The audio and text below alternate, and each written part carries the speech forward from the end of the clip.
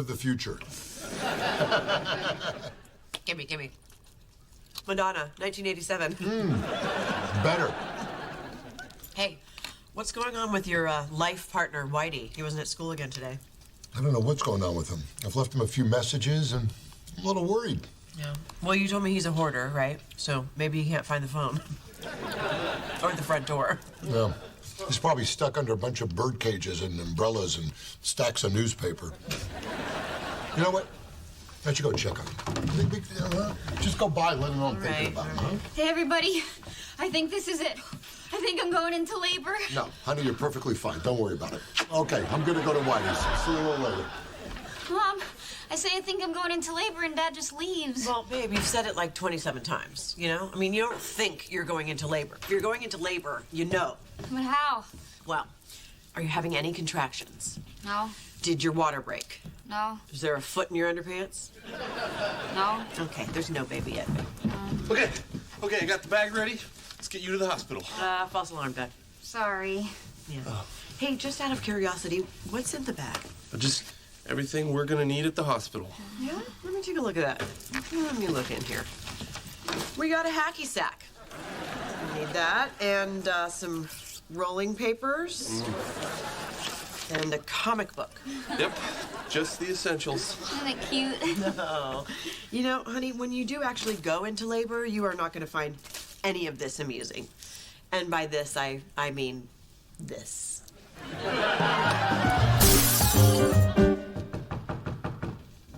Coming! 6, 5, 4, 3, 2, 1, 0. All right, company is coming, and the first thing they'll see are my nice shiny balls. Hi, Eddie. Wow. This is worse than I thought. Well, come on in. Well, no, I don't think I can. Why? Well, you know how I am with germs and everything, Whitey. This is... Well, fortunately, that's one thing I don't collect. I'm just too claustrophobic. This is... Well, no, come on in and confront your fears. Come on, don't let the flies out. Yeah, home sweet home. How do you live like this? Yeah, I know what you mean. It's a little sparse ever since I did my spring cleaning. And you're okay with all this? Oh, yeah. In the eye of a hoarder, this is a Martha Stewart Christmas.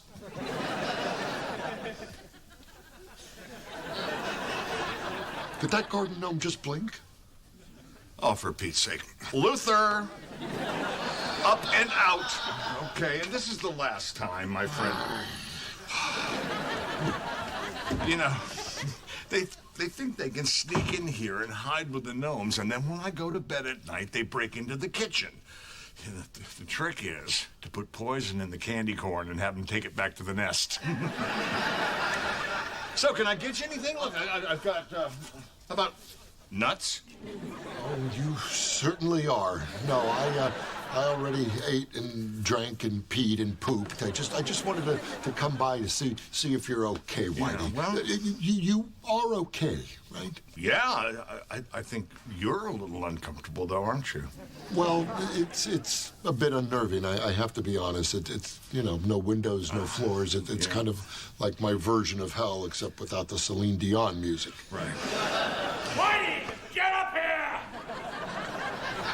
What the hell is that? Is someone buried under all this? No, it's my 93-year-old Uncle Rudolph. He just moved into the attic. What? Yeah, he got kicked out of every retirement home on the Eastern Seaboard. He's not like us, Eddie. He's not really a people person. Whitey, get up here, you worthless piece of crap! Okay, I see what you mean. Yeah, and he's on his best behavior right now, too, because he wants his precious talcum powder. He just won't die. And there's enough asbestos up in that attic that the roaches can't even survive. Okay, listen, I'm gonna let you get back to your uncle. I just wanted to make sure you were all right. Great to see you. Oh, Yeah, great to I'm see you. fine, obviously. Okay, and I'll see you at school, right? Yes, you will. Okay, hey, wow, do you bowl? No, not at all. Didn't think so. Okay. See ya. Yeah. Thanks, Eddie. Whitey! Look, you've got 20 more minutes on that oxygen tank even after the alarm goes off. You old fart. 3,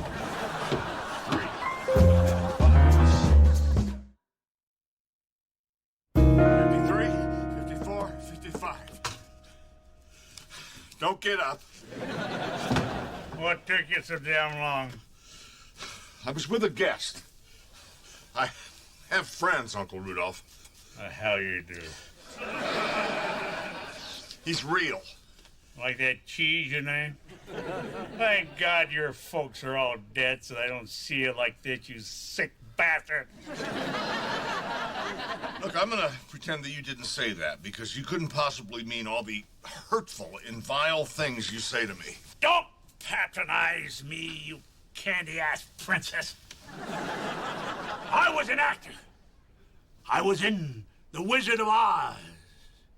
That was me in the Lollipop Guild.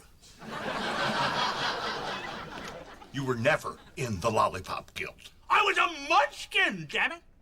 As well as a Oompa Loompa with Mr. Gene Wilder and the only Willy Wonka. You can look it up, you fool.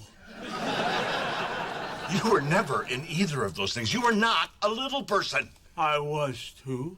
I had a growth spurt in my early 40s. It happens. If you weren't such an idiot, you'd know that. I wish I'd shut you out when you showed up on my doorstep. This is my house. It should fall on you and kill you and curl up your feet like the Wicked Witch of the East, who was a dear friend of mine. And I still correspond with Leon, the flying monkey boy. Well, I can see why you never lived with anyone. You're an awful person. That's not what Alfred Nobel said when he gave me his prize. You never got a Nobel Prize, Uncle Rudolph. Microbiology, 1937. Look it up. All right, here's your precious talcum powder. Is there anything else you need? Yeah, I'd like a birthday party. I never had one. You want a birthday party? Yeah, this is probably going to be my last one. But I want to plan it myself. I don't want any surprise party. Why? My doctor said surprises might kill me.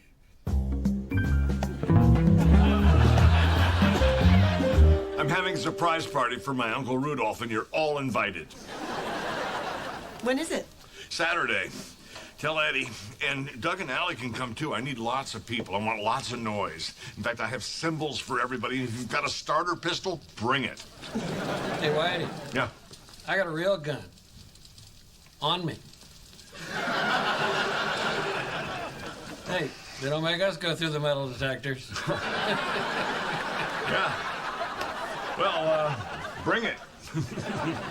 It is kind of short notice. Yeah, well, he's going to be 93 years old. Everything is short notice. And it has to be Saturday, too, because that's the only time he leaves the house to have his back abscess drained. Sounds like a hell of a party. When were you ever at a party? I have one every time you leave a room. I have a drink every time you come in one. You know, I was gonna kill myself Saturday, but I'm a party guy, so I guess I could push it to Sunday. Do American school systems have no criteria for hiring teachers? Hi, everybody. Hi. What's going on? Oh, well, I was just inviting everyone to my Uncle Rudolph's birthday party. You invited them before me? Oh, well, you know, you always invite the most interesting people last. Everybody knows that. Right. Oh, I didn't know that. Well, aren't you the last person invited anywhere?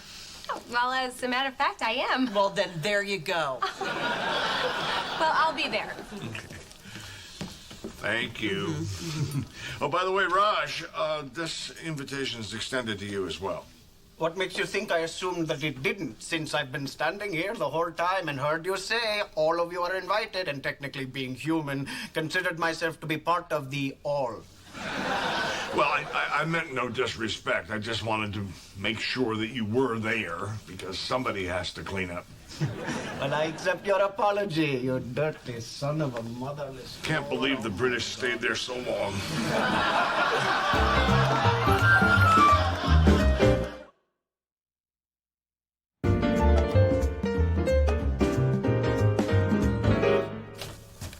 Okay, what are you doing? Let's get dressed. We're already 15 minutes late. It's a surprise party, Joy. We're supposed to get there before the surprisee. Come on. You relax. We have plenty of time. Okay, which one do you like, the red one or the blue one? Whichever one goes on the quickest. Why don't you just throw heels on with the robe and let's go? Come on. Seriously, I want your opinion. Blue. You didn't even think about it, Eddie. Come on, this is important to me. We never get invited to parties, especially with people we work with. I want to look my best. Mm-hmm. So you want to impress those gargoyles we work with? Raj, the old drunk, Mrs. Rooney, the guy with the gun. Pick a dress. I did, blue. You don't think it's too slutty? On you, no. All right, I'm gonna wear the red. Okay, wait, just out of curiosity, what the hell? Okay. No, I'll get it. You get dressed, okay? Hello? Eddie, where are you? He's almost here. I know, Whitey. We're out the door. We'll be there soon. Well, hurry. Okay. Was that Eddie? Yes, he's on his way.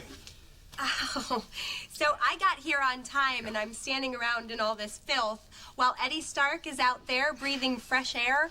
Well, unfortunately, yes. Okay, where's the bar? The what?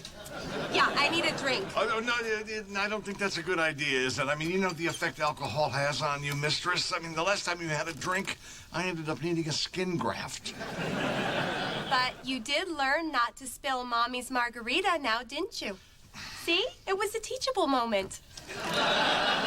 Where's the booze? Well, it's in the kitchen, in the third refrigerator to the right, lower shelf. No. I don't want the rot gut you're serving to the goon platoon. I want the good stuff. All right, follow this purple cord over here. All the way up to the wheelbarrow filled with the little Gorbachev dolls, and each one of those has a little airline-sized bottle of vodka inside it. The red splotch on the forehead is the spout. Oh, you're gonna pay for that!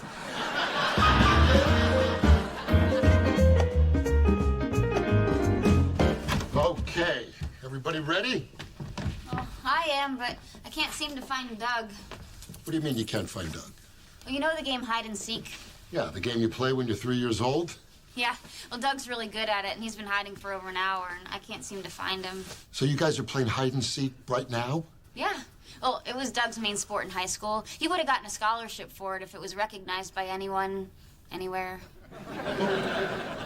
Doesn't he know we have to leave? Oh, yeah, no, he can hear you. You just can't see him. And now that he knows that you're looking for him, that's just stoked the flames of his competitive juices. We may never find him. I'll stoke his flames. Doug? Okay, listen to me. Wherever you are, I ask you to come out of hiding right now and reveal yourself. Dad, you know, he's not under the table. He's in the zone. You're not gonna find him. Oh, yeah? All right, Doug, listen to me. This is not a threat. I'm just making a statement. I respect your ability to hide, and I am impressed that you have had such success with it. And I'm sure that if there was anything visually interesting about not being able to see people, I'm sure that it would be a televised sport. But since it is not, and since we have to get to a 93-year-old surprise birthday party right now, I ask that you come out of your hiding place now. Please. Ollie, ollie, oxen free, Doug. Red Rover, Red Rover. Send Doug right over. Where the hell are you? He's really good, isn't he, Daddy? It's my man. You haven't even seen him seek. Okay, ready. Finally. Okay, let's go. Come on. Well, no, we can't go yet. We haven't found Doug. What? It's okay. We don't need Doug. Come on, let's go. Is he playing hide and seek again? Yeah, he's the greatest. Okay, good. Then he'll still be hiding when we get home. Come on. Well, you know, I was thinking, maybe it's not the best idea for me to go out in my condition. Allison, in your condition, you're not sick. You're pregnant. And you've got 2 weeks to go. Besides, I was a week late, so that really means you have 3 weeks to go. So if I have to go to this party, you have to go to this party. Let's go to the party. Are you happy, Joy? You made her cry. What? I didn't do anything. It's her hormones. Oh, Ellie. I'm right here, baby. I'm right here. Doug? I'm so sorry. Oh, the couch! Brilliant! What the hell are you doing? I'm a sympathetic crier. If somebody else cries, I cry. That's how they always found me in hide and seek. I mean, what the hell are you doing hiding in our couch? I took out the sleeper bed thingy for the perfect hiding place. You hollowed out my couch for a hiding place? That is extremely disturbing. I'll tell you something that's more disturbing. 30 seconds ago, I was sitting on his face. Yeah, well, it was no picnic for me either, sir. But I'm a pro. Boy, I hope to God the baby has your brains. All right, are we going to this party or what? Yeah, come on, let's go. We can still make it. Come on, crybaby daddy.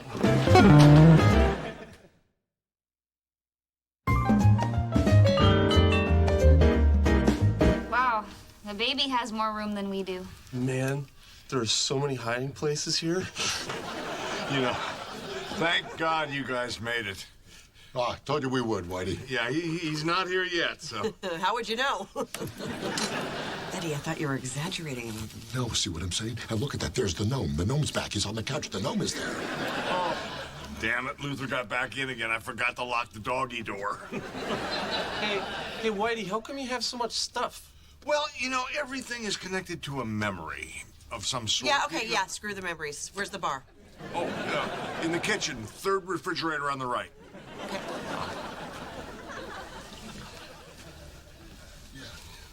Oh, hey, Miss Duffy. Oh, hey, Joy. Wow, you're in 3D tonight. Hey, who did your jugs? Because I'm thinking about getting a bigger rack myself. Well, mine were done by God and gravity. Oh, well, I guess it all balances out in the end. You know, you got 2 great boobs here and 1 big ugly one over there. I just made it funny. Not so much. Oh, hey, Joe, can I ask you something, girl to girl? Sure. Are you at all interested in girl to girl? Okay, I think you've had a little too much to drink. How you think? Back in India, I was also a doctor. Really? A fellow doctor, huh? Let me ask you a question. Where do you guys land on the whole hand-washing thing? Well, I'm in favor of it. Back home, I often had my patients wash their hands. They don't call them untouchables for nothing. Hey, I got a theory on the whole Gandhi thing. It wasn't a hunger strike. He was bulimic. Really? Yeah, the whole thing, he was looking for attention like a little teenage girl standing in front of the mirror. Does my diaper make me look fat? Look from here, look from here. What is wrong with this country? I am so rooting for China. Hey, more dim sum, huh? Oh, my favorite. Hey, excuse me, do you mind if my wife sits there? She's pregnant. Not my baby. Oh, all right, quiet. Here he comes, okay? Everybody get your cymbals. Remember, shockingly loud. And Raj, don't go easy on that air horn. You say surprise. We go.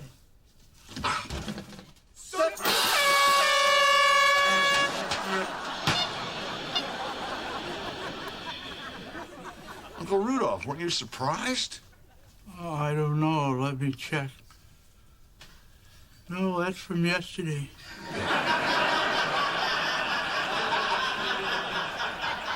Okay, let's go. Wow, that was some party. It's the first time I ever took a shot to the basket by a little person. Guess I could take that off my bucket list. Did you guys see that chicken that plays checkers? Almost beat him the second time. I'm just glad we got out of there before Duffy stole third base. Oh my God, he's kicking. Come here. Yeah?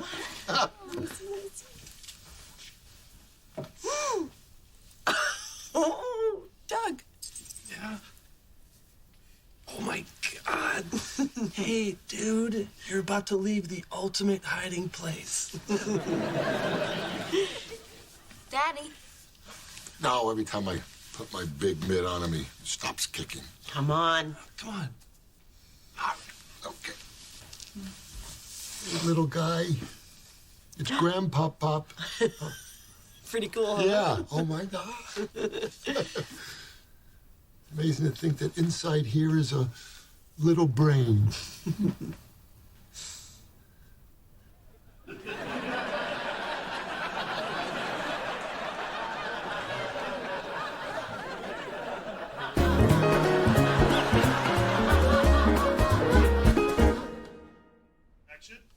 And this is soft. Ow. I think that looked more like the leg. Okay. Go for it. Go for it. Really, it's seriously. And this is soft.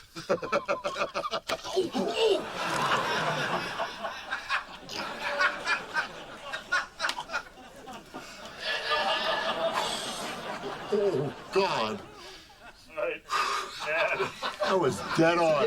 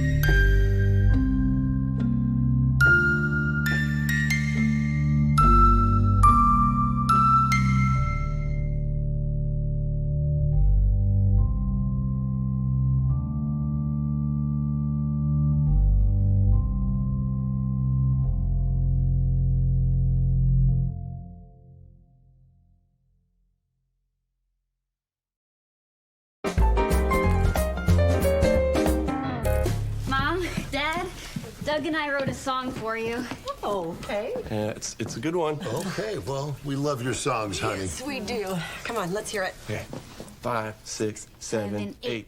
We'll never have a swimming pool. We'll never have a car that's cool. We'll never have a private jet. We'll never have a TV set. I'll never do the business thing. I'll never have a diamond ring. We'll never have a horse to mount. We'll never have a bank account. But we do have each other. You guys are great. Dad and Mother, my period is late. So here's a big surprise. It's gonna make your day. Doug and Allie have a baby on the baby on the baby on the way. I'm pregnant. And I helped. Well, What? You're pregnant, really? really? Really? Oh, yeah. This is exciting news. Really? Really? Give me a hug. Oh, baby. Should have seen this coming, Doug. Can't even pull your Winnebago out of the driveway. This is so exciting. Hey, and Doug, come here, you. Are you happy, Daddy? Of course I am, baby. Mazel tov. Yes, we can. There's so much to do and so much to get. Well, thank God we're rich. Oh, we don't need much, Daddy. So tell me, what do you do? Oh, we don't like to use the word due. You know, homework is due, rent is due, bills are due. We prefer to say, when are you miracleizing? Well, you're right about one thing, Doug. You don't do anything. Okay. When are you miracleizing? Well, we're not really sure till we see the doctor, but I think it's pretty safe to say that in about 7.5 months, you guys are gonna be grandparents. Well, this is wonderful news, isn't it, babe? Oh, it sure is, Grandma. We're gonna have to update that a bit. Gee, Mama. It's hip, it's today, it's really much more me. Faux shizzle. All right, G Mama, we're gonna go into the garage and find my old baby stuff. Okay, good. Wow. Wow, indeed. I know that 7 months seems like a long time, but it is really not. I mean, we have to get ready because this is going to happen really fast. Do you think that she should have a water birth? Have you heard about those? It's supposed to be peaceful for the mama and the baby, and what you do is you put a gigantic, big birthing tub right here in the living room, and then everybody gets in. You heard me, everybody. The candles everywhere, and my God, this house is not child-proof. We can't have a baby in this house. These stairs, they're an accident waiting to happen. We have to put a gate at the bottom of the stairs, and I'm almost thinking maybe we should put one at the top of the stairs, too. And do you think that these are too far apart? Because I think that a baby could probably, most likely, a baby could fit their head right through here. Unless, of course, the baby had your head, which would be really weird because it'd be a little tiny baby with a big, big head. We'd probably have to wear a helmet because it'd be so top-heavy. Speaking of top-heavy, breastfeeding. I mean, these days they have these things called lactation consultants. We could call one of those because nipples don't just turn on and off like a faucet. Babe, the doors. The doors are very unsafe. I mean, we're gonna have to take all the locks and move them all the way up top. Everything's gonna have to come up, up, up. Because this is not to code, because there's a code for kids. There's a kids code. Lamaze class. I'm gonna sign them up. Maybe I'll even go with them. But you know what? I could probably teach her how to breathe because Lamaze is just a version of the Kundalini breath of fire. Oh my God, I haven't done that in a long time. Wow, I'm dizzy. Breast pump! Breast pump! We're gonna have to do that because, you know, when I was breastfeeding, that's a long time ago, they had these breast pumps that were heavy and archaic, and that's why I sit like the letter C, because it was just caved your back right in, and they've done amazing things with the and nursing bras, of course. Yeah, did you know that if you put a cabbage leaf into your bra, it keeps you from becoming engorged and keeps the nipples from chafing? Did you know that? No. Yeah, you know, this is going to be so exciting. I mean, a baby's on the way. And I know that you would have thought that I would be uncomfortable with the fact that I'm going to be a grandmother. I would have thought that too, but no, I'm not. This is fantastic. And you know what I'm gonna do? I'm gonna put on a couple of pounds because babies like soft, pillowy things, and I want to be the one that the baby wants to be on.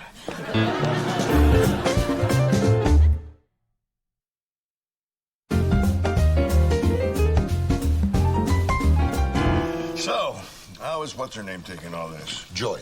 Whatever. Well, she's acting strangely, actually. How so? Is she upset about the prospect of being a grandmother? No, just the opposite. She's happy all the time. She's constantly eating and won't stop talking. Always eating and can't stop talking. Oprah made a career out of that. No, but seriously, that is strange. No, that's not strange at all. Oh, how do you know that? In India, I was a clinical psychologist specializing in overeaters, which in India is not much of a problem. But sounds to me as if she is masking a feeling of great depression with manic behavior and food. She is literally stuffing her emotions. Really?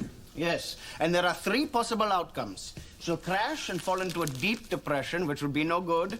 She'll get as big as a house, which is also no good, unless she slips on icy pavement, which is always funny. Or someone close to her will take her hand and lead her away from the abyss. I could do that. Not you. You are the one who got her pregnant. She had a baby, now her baby's grown up and is having a baby, and it's all your fault.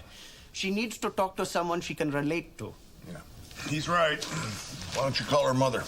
Yes, that racist bitch might be helpful in this situation. No, I don't know about that. Joy and her mom, they don't see eye to eye. I don't know how that can help. Oh, simple.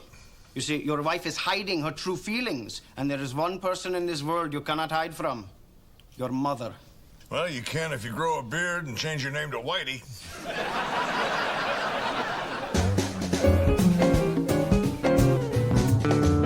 Oh, wow, my old crib. I remember hanging out in here. Yeah, it's great, but we're not actually gonna use it, are we? Why not? It's cute. Yeah, but it represents the past, Allie. Our baby is the future. Just think, he might Or she might one day lead humanity out of the global apocalypse that we know is coming. So, I mean, are we really gonna put him in this... Or her. Okay, or her, in this rickety old crib with a used mattress? Yeah, you're right.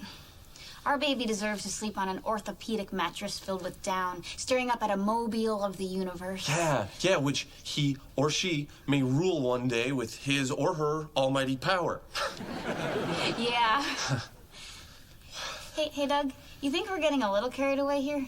No way, Allie. Our baby is gonna be the best baby that's ever been born. You're right. Which means we've got to be the best parents ever. Already on it. Did you know that I stopped smoking pot? Oh, Doug, that's great. Since when? In 15 minutes, it'll be 16 minutes.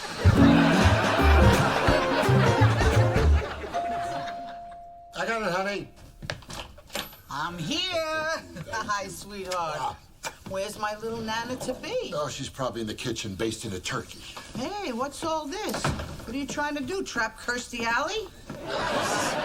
This is what I'm saying. She's been baking compulsively, and she's like this crazy happy. Oh, that's not a good sign. Only the Swiss are naturally happy. That's because there are only white people there.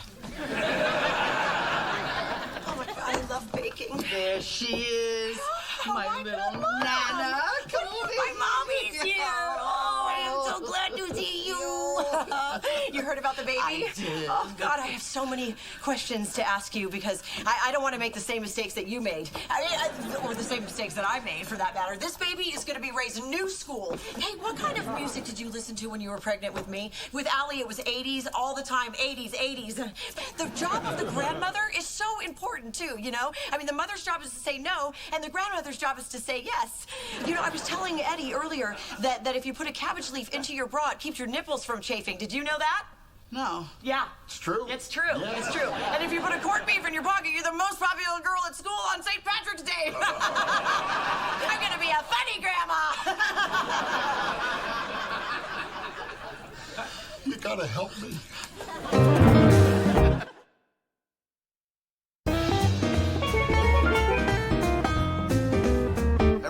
looks great, Allie, assuming you're into that kind of thing. Personally, I find the whole reproductive process a little nauseating. So why are you an obstetrician? Well, there's not that many openings for proctologists. Matter of fact, there's only one. Come on, give a little. One. All right, so you want to talk about the kid, or you want me to do another 5 minutes of shtick? I got an airplane bit that kills. No, I think we should talk about the baby. Suit yourself. What do you want to know? What should we be doing? Well, first of all, I would go out and earn as much money as I can. These kids cost a fortune. I'm telling you, maron. What about me? You? I would lighten up on the cigarettes, stay away from hard liquor, stick to beer and wine for now. I'm kidding. Hello? Listen, kids, I've been delivering babies for 40 years.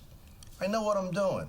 Stay out of Mother Nature's way. Let the process evolve. Look, here's this pamphlet I got. It's called Baby, You're the Greatest. Read that. This says life without a prostate. Oh, give me that. That's mine. I was looking for that. Here it is. Well, what about exercise? Personally, I don't believe in it. Hey, you could exercise 24/7. You're still gonna end up dying a miserable, horrible death. My friend here, marathon runner. I think she meant, should she be exercising? Oh, I see what you're saying. Can you still do it? Hey, go crazy. It ain't like you're gonna knock her up. Nothing. I get nothing from you two. Listen, we'd also like to have a natural childbirth. We? And how many people are you gonna fire out of your ass? No, it's just that we don't really believe in using drugs. This guy doesn't believe in drugs? Look at this guy. He looks like he was thrown out of a Grateful Dead concert for being too high. Well, I see, sir, I recently gave up smoking dope. Oh, really? How long ago? Earlier today. Well, I'm very proud of you. Look, why don't you go stare at the drapes while I gotta talk to Allie. Allie, do you realize what's gonna happen to you? Let me paint the picture for you. You know when the bowling ball comes back through that return chute? This time, you're the chute. But the difference is, the ball is gonna be screaming, and so are you. And you know what you're gonna be screaming? Give me some drugs! I hate my life! I'll see you in a month. Let me know if you have any bleeding. Thank you. Thank you. I'm thrilled you're so excited about becoming a grandmother. Mm-hmm. When I found out I was going to be a grandmother, I actually had to be institutionalized. I thought you went to the Bahamas. They have hospitals in the Bahamas. All the IV drips come with little umbrellas. I think the whole thing is fantastic. I can't wait. I love your attitude. Mm-hmm. Joy, listen, this is just you and me now, huh, honey? So we can talk like you and me. Isn't there something you want to get off your chest? What would make you say that? Well, the thing that bugged me when I knew I was going to be a grandmother was once they slap that label on you, there's no coming back. I mean, it's like being a gay man. Once you cross the line, once you stick your... I got it! Doesn't bother me, Mom. That's good. That's good. And you know what the best thing is about becoming a grandmother? Now you can relax and you can let yourself go. That's just what I was telling Eddie. So what if I put on a few pounds, right? Yeah, so what if you put on a few pounds? Right. You get the wings, you get the gobble, gobble, gobble. You get the side bazooms under your pits. And one day, you look in the mirror and you realize you're me. What?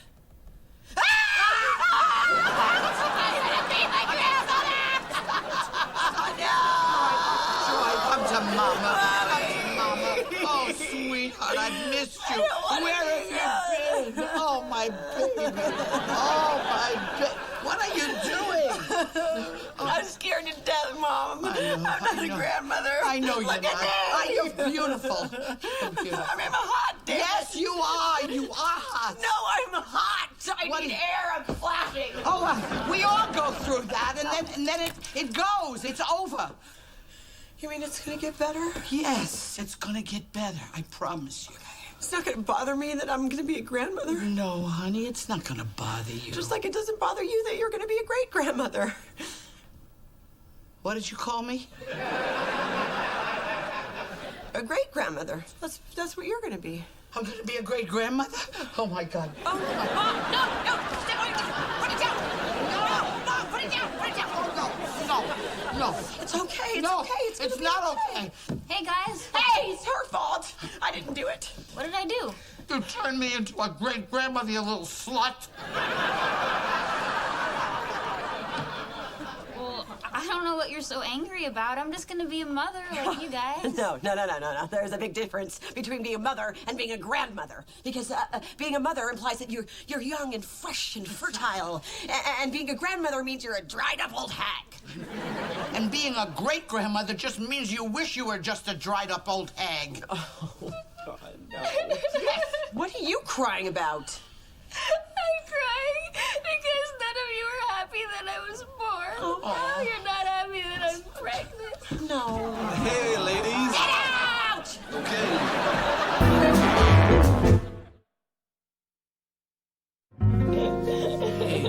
Hey, it's gonna be okay. All right, babe? No matter what, I'll always be here for you. I will never leave, okay? Get out, Doug. Okay. What do you want? We came to apologize. Which is something that does not come naturally, by the way. We were wrong. That's right. I mean, I wasn't as wrong as your mother, but I do take some small share of the blame. What the hell? Listen, baby, you gotta understand. We were freaking out. I mean, this pregnancy is obviously a big deal for you, but you gotta understand it's a big deal for us too. I mean, one little roll in the hay and you're making me a grandmother. And I'm gonna be a great grandmother. How did you make this happen?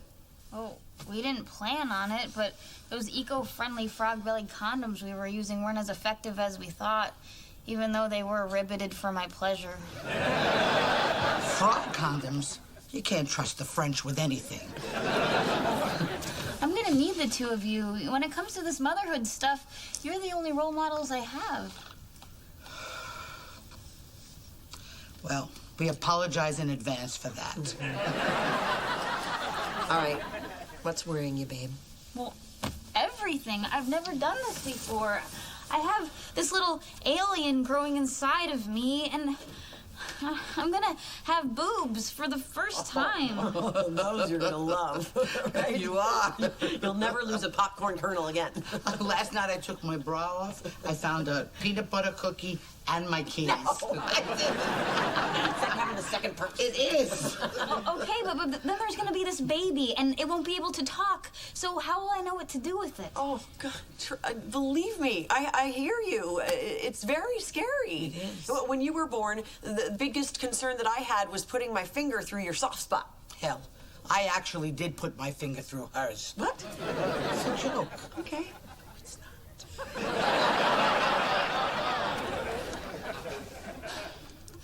I just feel very alone. No, baby. Allie, you're not alone. No, you're not. We are here, and we're not going anywhere, okay? It takes a village to raise a child. Or a great Guatemalan nanny. Mother. Okay, look, I appreciate that, and I know that you're having your own little pretend dramas, but for now, it's gotta be about me. Me. Okay, it's about you. Okay. You're right. You're right. You're right. Come here. I love you. Kiss and love this mother. I want a piece of that. This kid, I can squeeze it and hold it and love it forever I love it, and I love ever you, I and love ever you. and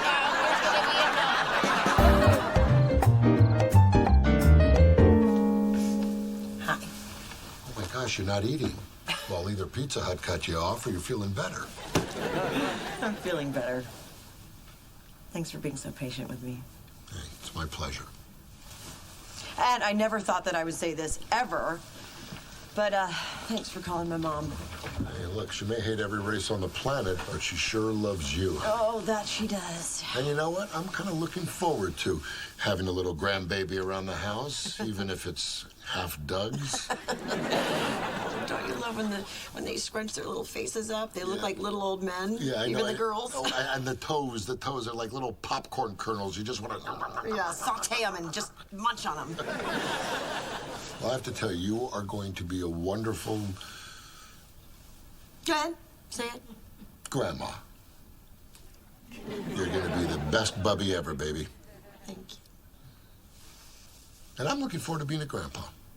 Really? Why? Yes. Well, because my whole life I've been grumpy ever since I was a kid. But now I feel like that I'm actually coming into my personality.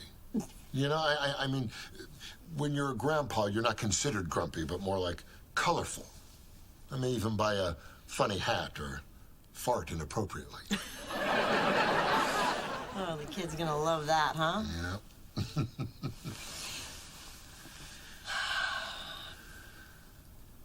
You scared? Terrified. I'm proud of you, G Mama. I'm proud of you, G Diddy.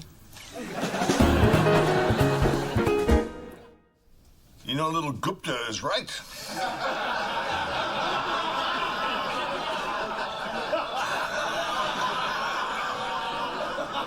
Why are you laughing? That's my nickname. I like that you're paying attention.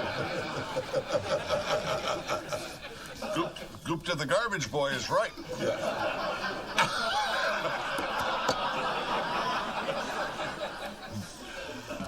Yes? Yes. No, too funny.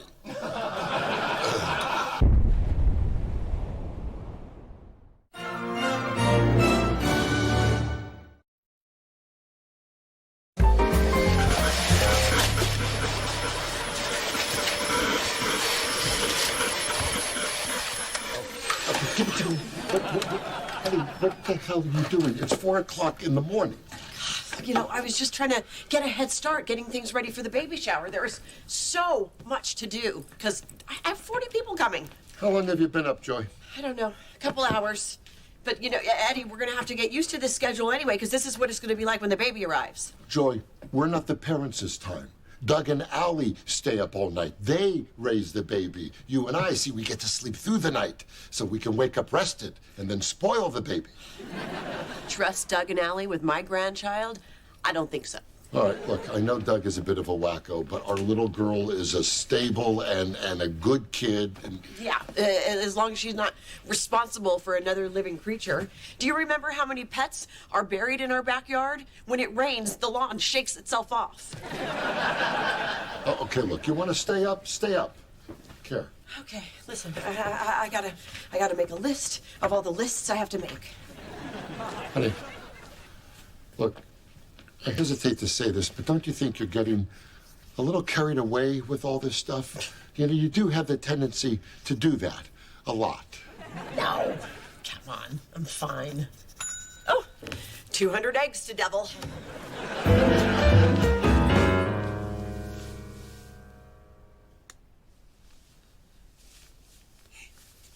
Hey, babe, are you awake? What? Are you awake? Oh, I am now. What's wrong? Why are you awake? Well, the vacuuming woke me up, but then I started worrying about something. I know, Doug. Will there ever be another Star Wars movie? Don't worry, there won't be. No, besides that, I'm worried that there's going to be a big show about you having a baby, and then the baby will never appear on camera again. Because that's what happens in sitcoms. Baby's born, and then you don't see it until it's 4 years old. It's sarcastic. Oh, honey, I think it's time you go see Dr. Bialik again. That's fine, because I like my scenes with her. In fact, I don't know why she doesn't have her own show. Oh, you should tell her that. I'm sure she'd be pleased to hear it. I mean, Blossom was a great show. It had Joey Lawrence, who was really good looking, and he said, whoa. And it had Blossom's best friend, Six, played by Jenna Von Oy, who was really cute and sassy. And her brother, Anthony, who conquered drug addiction and became a paramedic. Did you know that his name is Michael Stoyanov, and he's still an actor? In fact, he played one of the clowns in The Dark Knight. Why do you know so much about Blossom? I don't know. I didn't know anything about it until this episode. Whoa.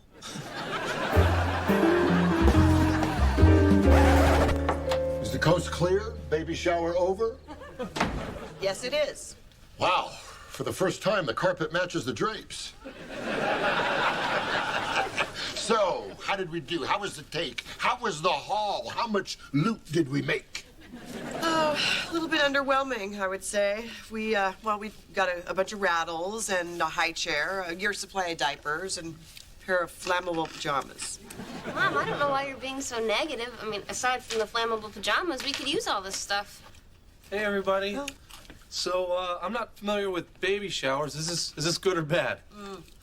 Bad, but hardly anyone showed up. You guys didn't want to invite anybody, and apparently Eddie and I have no friends. What about the Woodcocks? Or Kenny? And the other 5 girls that played Allie? How about the rich neighbor next door and his hot wife? Or was it too expensive to fly him out from New York? He's having a relapse of sitcomosis. He's seeing Dr. Bialik. I already made an appointment for him. Yeah, not that it's gonna make any difference, because when we're not on camera, none of us exist. Okay, Doug, for the last time, we are not in a sitcom, and we exist all the time. Okay, then why do I have these giant gaps in my memory? Oh, I'd like to take a crack at that. Could it be because all the weed you smoked? Okay, you see, how come we can't even have a conversation and talk like normal people? How come everything has to be part of a running gag? Maybe because you're a walking joke. I'll go talk to him. He always gets like this toward the end of the season. Not like I would know. Yeah, because you weren't here last season. Okay, honey, come on.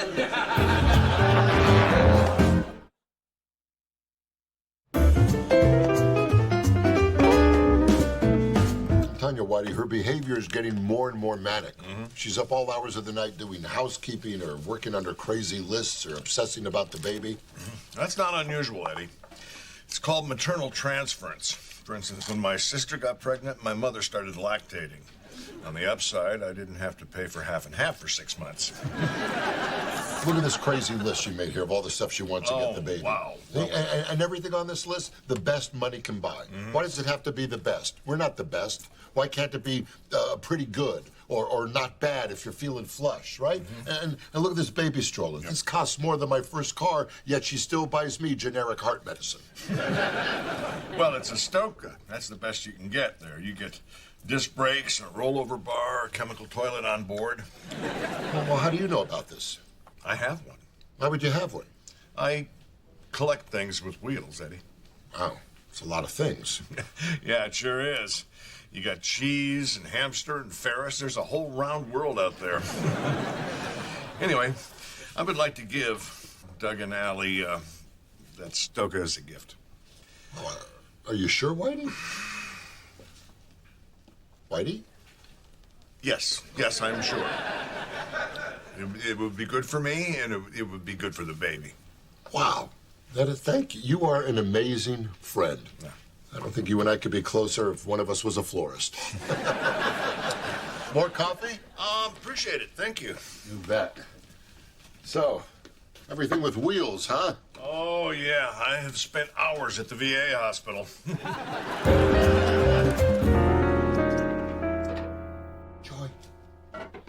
Joy. What? Where are you? I'm in the bathroom. What's wrong with the toilet seat? I can't get it up. Is that one problem or two? Stop screwing around, Joy. I've got to pee. What's wrong with the toilet seat?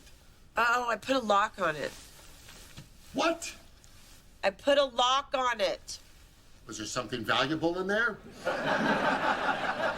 No, it's baby proofing. Okay, listen to me. I don't have time for this. How do you unlock it? You put your hand under the thing, and then you put your right index finger and you find the little latch and you pull the latch forward. Are you taking a shower? Part of me is. Ew. Almost done.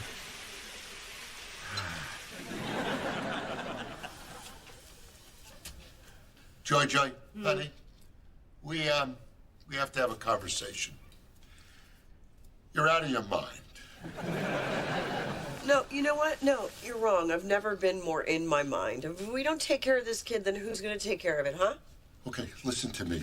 The baby won't even be walking on his own for at least a year. We don't have to go around now and start locking toilets or buying everything that's on your lists. I want to do everything in advance. Baby, we're gonna have the best grandchild in the whole world. He's gonna be a genius. Don't say that, Joy. We don't want a genius. Geniuses can't deal with the real world. They become creeps or serial killers and Simpsons writers. What we want, really, is a kid who could throw a football 80 yards. We don't want a baby genius. We want a baby Tom Brady. Why? Because quarterbacks get to sleep with supermodels. Do you understand? Now get in here and help me unlock the toilet, or else you're going to have to retile the shower.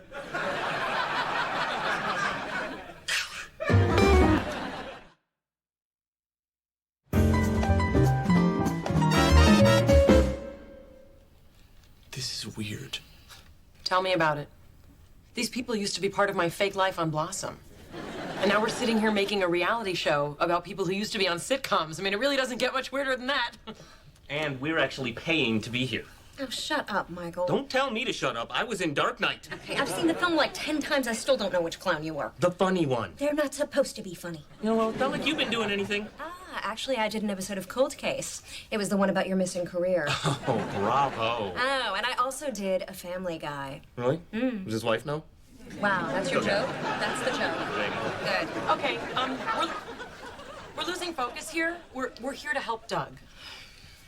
Who did you play on the show? Were you that guy in the party scene with Tobey Maguire? No, I wasn't on Blossom. Why are you here? Why is he here? Doug believes that he's living in a sitcom right now. So I thought it would be good for him to see the distinction between people who were actually on a sitcom versus the fantasy of believing you're currently in one. And you really believe that? Yep, I do, actually. Okay, so when is your show on? Well, it's not actually on right now. I don't think. I mean, we've had a lot of different time slots and like 5 different actresses playing my wife. You know, we had a little saying on the Dark Knight set. If you are not on, you are not on. Said that a lot on Dark Knight, huh? That's right. Christian Bale. Nice guy? Who? We're drifting again, folks. Let's try and focus on Doug's problem. I don't really understand what Doug's problem is. He's not on a sitcom. I mean, if he is, he's on one nobody's ever seen. But sometimes I see booms or lighting guys and stagehands. Maybe you're on a Tyler Perry show. I don't think so. Whoa. Who is this guy? Oh, this is Gary Shapiro. He thinks he's Joey. Listen, Gary, you may have Joey's hair, but you sure don't have his body. I'm working on it! Dr. Bialik, I thought these sessions were supposed to be supportive. It's the worst $35 I've ever spent. $35? You're charging me $70. You were in Dark Knight. I was clown number 3! Complain to your agent, Michael, not If I could get him on the phone, don't you think I would? Hey, everybody. I don't think fighting is going to help any of us. Doug is right. You know, I think this may not have been a very good idea. I thought it would be good to mix a little reality with fantasy, but I'm sorry, Doug. I was wrong. Yeah, you sure were, sister. Can I get a prescription for Percocet? No. Then why am I here? Come on, fake Joey. Let's go get wasted and try and get on Dr. Drew's show. Whoa. Can you validate me? You're a great actress. Oh, thank you. Good luck, Doug.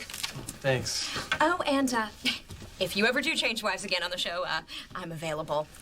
I could be your wife number 6. Hello. Hey, that could happen. On our show, we've gone through more actresses than Warren Beatty. Okay. Well, here's my card. Stay in touch. Oh, by the way, you were always my favorite one. I always thought you were the hot one. Not smart, Doug. We're done here. Really? 22 minutes, we gotta wrap everything up. Rusty, cue theme song. It's the Dr. Bialik Show.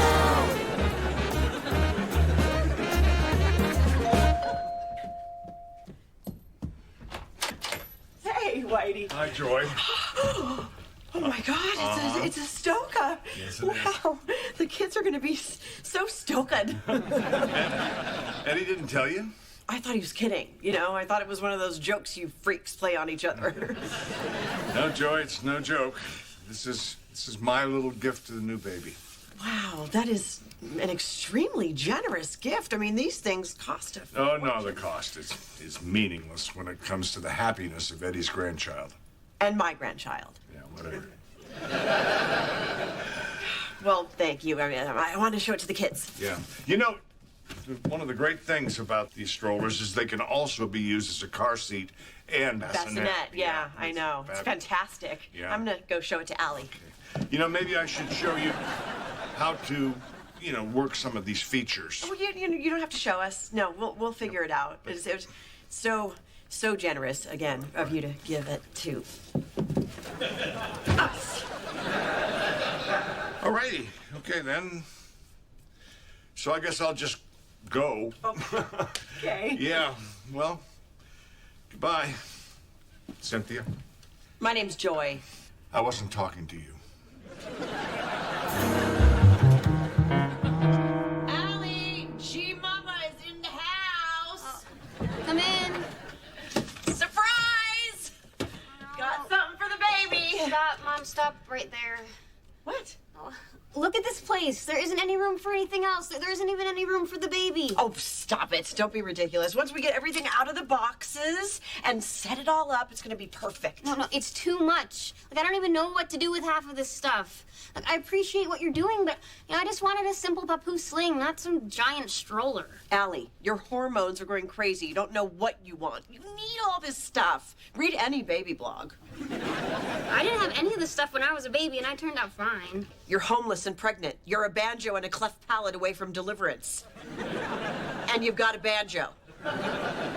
Come on, babe, listen. Your dad and I, we did a lot of things wrong. No, you didn't. I loved that beer can mobile that was strung above my crib. That wasn't a mobile. We didn't have room in the fridge. Look, I'm gonna be perfectly fine, and the baby's gonna be perfectly fine. There's nothing to worry about. I don't think I like your attitude, young lady. What? All this, everything's gonna be perfectly fine, la-di-da attitude. Come on, if the greatest generation had said everything is gonna be fine after Pearl Harbor, we'd all be speaking Japanese. Are you comparing the fact that I don't want a stroller to World War I? And clearly we've got to get this kid into a better school than you went to. Mom, I think you're just being a little over the top. Oh, yeah? If I'm over the top, then you're under the bottom. Mom, look at this place. I mean, I think it looks like the inside of your head right now. It's cluttered and filled with unnecessary stuff. It's just too much. Okay, this is not clutter. This is love. It's clutter. Doug, where are you? I'm on the bed. I fell asleep and then there's a cave in. See, it's too much. Don't worry, honey. I'm coming to get you. I can't feel my legs.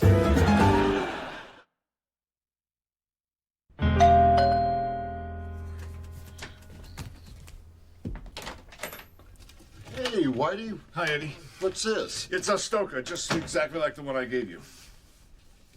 Well, why? She's not having twins. I know. I need the one I gave you back. Cynthia. Why are you calling me Cynthia? No, that's the stroller's name. Everything I own has a name, Eddie. I mean, the gloves are Johnny Winter and Edgar.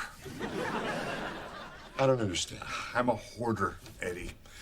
I am a hoarder. I hoard things. I can't let go of anything I've ever touched. I mean, you wouldn't believe my collection of doorknobs and placemats and lamps and license plates and eyeglasses and nude photos of mailmen and... Okay, I get it. I get it. You're a hoarder. Yeah. And I thought I could get over it, using my desire to help you, but it just didn't work. Anyway, my skin has never touched this stroller, so I have no emotional connection. I wonder if you could just trade them out with me. That would be... Okay, sure. You want me to switch the strollers? Please. Okay, all right. I will do that. I will go get you Cindy. No, it's Cynthia. Cindy is a bowling ball. Thanks. And a tip of the Henry to you.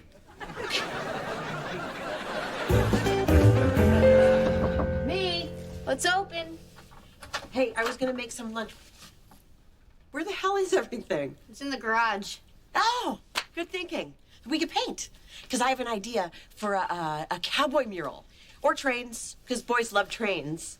No, Mom, no more. I told you I don't want any more of this stuff. And I told you that I want you to have everything. And I'm bigger than you. What is that? Oh, it's a gift from Uncle Charlie and his partner Terrence. It's called By Curious George. Let me take him out of his closet. He's been in there long enough. He talks too. I need a man in a big yellow hat.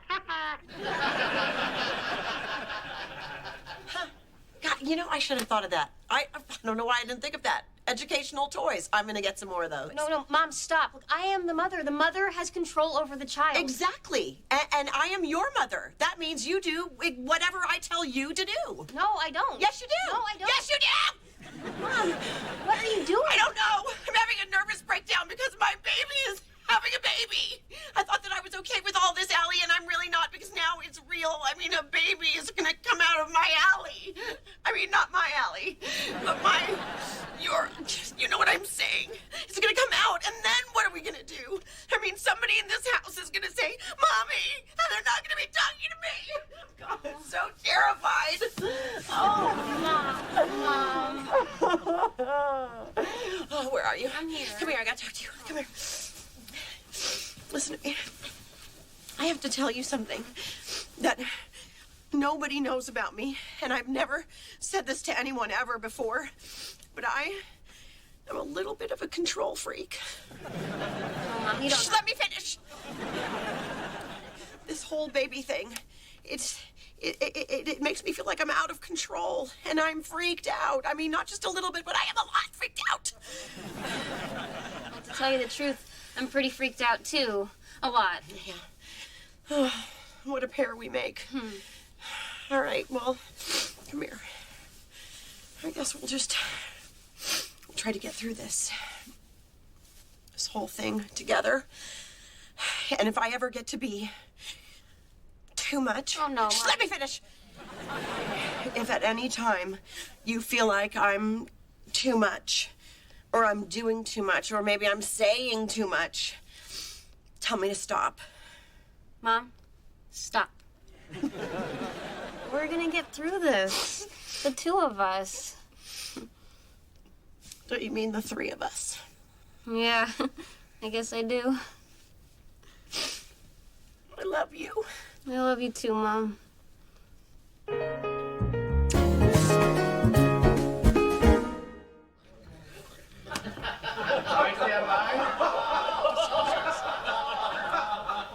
Wow, you're a good aim. It's that high? There's just 1 inch area that could have affected it. It's called maternal transference. For instance, my sister, when she got pregnant, I'm sorry, just went to Bermuda for a second. How was it there? It was quite nice, actually. Yeah. Thank you. Where are you staying?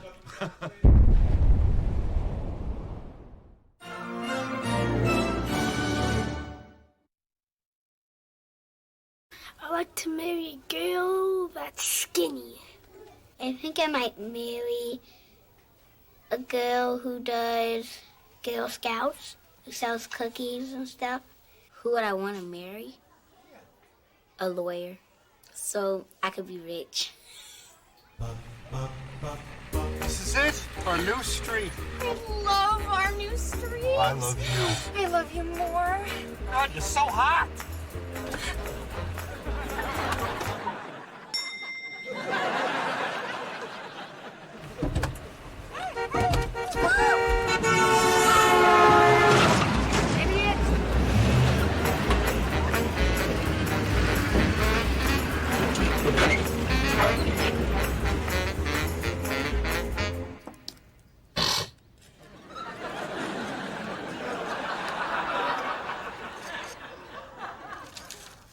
Ow. Got a paper cut. It's disgusting. Look at it. Why would I want to look at your paper cut? You said it was disgusting. I'll take your word for it. Just look at it. I don't want to. Come on, it's got this crazy skin flap. Look at that. Oh, jeez, come on. I don't want to look at it.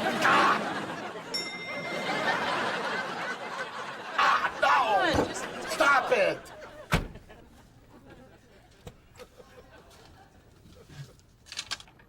Hello, new neighbors.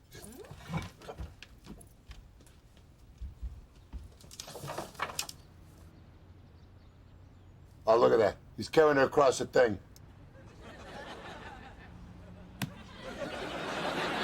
Ooh. Here we go. Make it count, big man. What? Right at the best part. Where's their bedroom? Come on, show's over. Well, well, well. The Ruperts got groceries again. They just went to the market yesterday.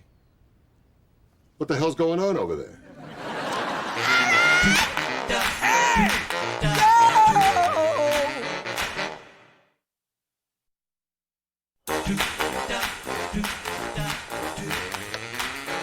One 150 beats per minute. I'm at 142. Okay, stretch it out.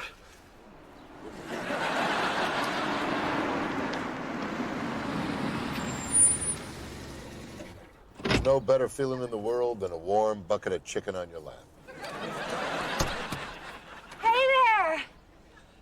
We're just moving in. Hi, this is Eddie. I'm Joy. Joy. What a happy name. It must be so great to go through life with a name like that. Yeah, it's been quite a ride so far. Jeff Woodcock. This is my wife, Steph. Oh, are you the Woodcock who's going to be the new vice principal over at Churchill? Yeah. How'd you know? Well, I teach history there. Saw your name on the newsletter. I made the newsletter? Nice. Yeah, pretty heady stuff. Good for you. Hey, maybe you two should carpool. That would be great. So, how do you like teaching over there? Well, honestly, I'm just trying to save up enough money to retire while I still have a colon. Well, my last job was teaching middle school back in Minneapolis, so high school administration is really a big leap for me. I want to be like someone the kids feel like they can talk to, like a cool vice principal, you know? Okay. What? It's just, you know, it's human nature for kids to hate their vice principal. And your last name is Woodcock. Kids are going to have a little fun with that. Hey, my pool table catalog. What's up, baby? Nothing. You know, I was just thinking, since we probably won't be using the formal dining room that much, that it may be fun to put a pool table there. Pool table. That's an interesting idea. You realize, Woodcock, you're never getting that pool table. What? Here we are. No. Your wife said that's an interesting idea. That's woman talk for maybe when the sun burns out. What do you got going on with those papers there? You're very busy. Oh, these are just some flyers telling the kids about a website I set up so they can email me with their questions or concerns. MyWoodcock.com. You're not making it very easy on yourself, are you? When you see how many hits my Woodcock gets, that does sound kind of bad, huh? What about this pool table thing? You really don't know me and my wife all that well, okay? She is going to be fine with it. No, she's not. How could you possibly know that? A pool table is for fun. Men want to have fun, and wives want to walk that fun deep into the woods and shoot it dead. Marriage isn't about fun. Marriage is more about having someone to drive you to the hospital for your operations. And you will start having your operations. Your cataracts, your tumors. Sure, at certain points in the marriage, being a single guy might seem like more fun. But there's nothing fun about being a single guy with a tumor. I just couldn't disagree more. You think it'd be fun to be a single guy with a tumor? No, just your incredibly dark take on things. Steph and I, we met hang gliding. We scuba dived. Last summer, we visited a working Amish farm. So don't tell me about fun. Wait, that kid's not allowed to have a scooter in the hallway. That kid's allowed to do whatever he wants. That's Pete Pratt. His dad is his big heart surgeon who operated on the principal and saved his life. Now, little douchebag's untouchable. There's the guy, looking good. How was your summer? Ah, not too bad. Raced a few cars, kicked around Europe. So, who's this? New man you share your life with? No. I'm your new vice principal, Mr. Woodcock. I'm sorry, Mr. Wood what? And so it begins. Bottom line, people have always killed each other, people are currently killing each other, and people will continue to kill each other forever. All right, have a great afternoon. So, how was your big first day of school? Get any emails to my Woodcock? Yeah, quite a few, actually. Most of them not so nice. And I could have done without that hurtful one from you. Oh, and by the way, the more I think about this pool table thing, the more I realize you were so completely wrong. Steph's gonna love it. Okay. Well, even if you are right and she's not that into the idea, I'm still gonna get one. Because I'll just tell her how much it means to me and she'll understand. Because we communicate. That's how we solve problems. Communication, right. I can predict exactly how your pool table fight's gonna go. I could write the script word for word. And our little play does not have a happy ending. You are a bizarre human being. Oh, am I? Here we go. She'll say, isn't the room a little small for a pool table? And you'll say, no. And she'll say, yeah, but how often do you really get to play pool? And you'll say, well, I don't get to play much, but I'd love to. And then she'll say, but isn't it more important to have a nice room for dinner parties? And you'll say, well, in reality, sweetie, we really don't host that many dinner parties. And now you've pissed her off. Because even if women don't actually host dinner parties, they want to believe that they host dinner parties. That's why you just registered for thousands of dollars worth of china. What pattern did you get? Butterflies? Exactly. There's a reason why china rhymes with vagina.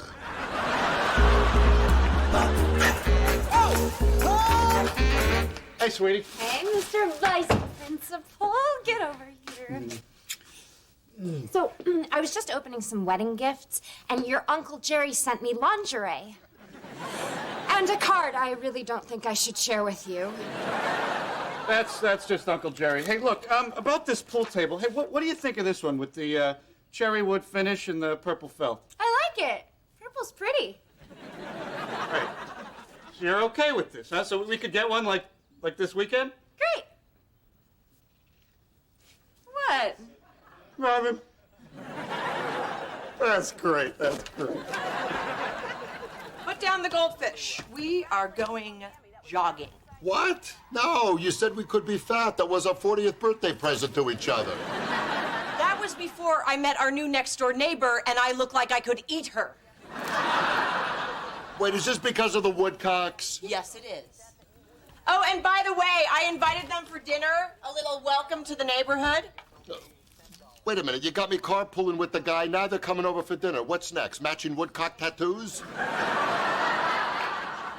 Come on, it'll be fun. You're always saying since Allie went away to college, we've run out of things to say to each other. Well, we have, but in a good way. Would you go change, please? No, you can't make me run. Fine. Enjoy your heart attack. I will. I'm shooting for March. You watching Ellen? Yep.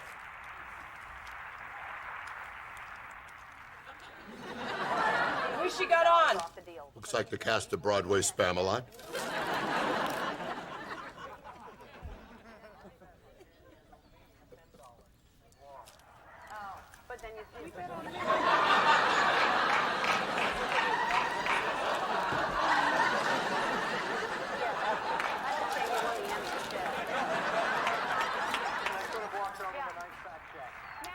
After this, we're going jogging. So you guys all moved in, huh? Oh, we're coming along. We Yeah. still need a few things. Oh, yeah, honey, that reminds me. We still need to get a lamp for my desk. You know what? We could do that this weekend when we're out pool table shopping. Yep. That's right. You heard me. Okay, I'm gonna go check on my gnocchi and then maybe order some backup Chinese. Some red wine, Eddie? Actually, sweetie, I was thinking about that pool table, and are you sure the dining room's big enough?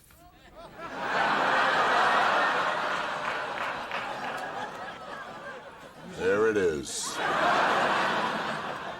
Yeah, I think think there's plenty of room in there, honey. Yeah. But how much do you really play pool, anyway?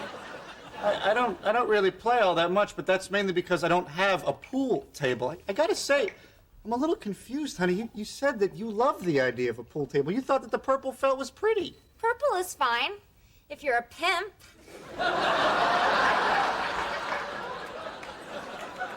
And it seems to me that Steph would like a room to entertain in for dinner parties and stuff like that. Yes! Thank you. No problem. I'm so sorry. We shouldn't get into all this here. No, please, continue. We'll talk about this at home. Yeah, we'll talk about it at home, but when we do, we will make sure that the lines of communication are open, and we will come to a conclusion that satisfies both parties, right, honey? Right. Right. But no pool table. What? Why not? Because I said no. You can't just say no. Oh, I can't? Watch me. You're not in charge, okay? You have no legal authority. Can we get some more olives out here?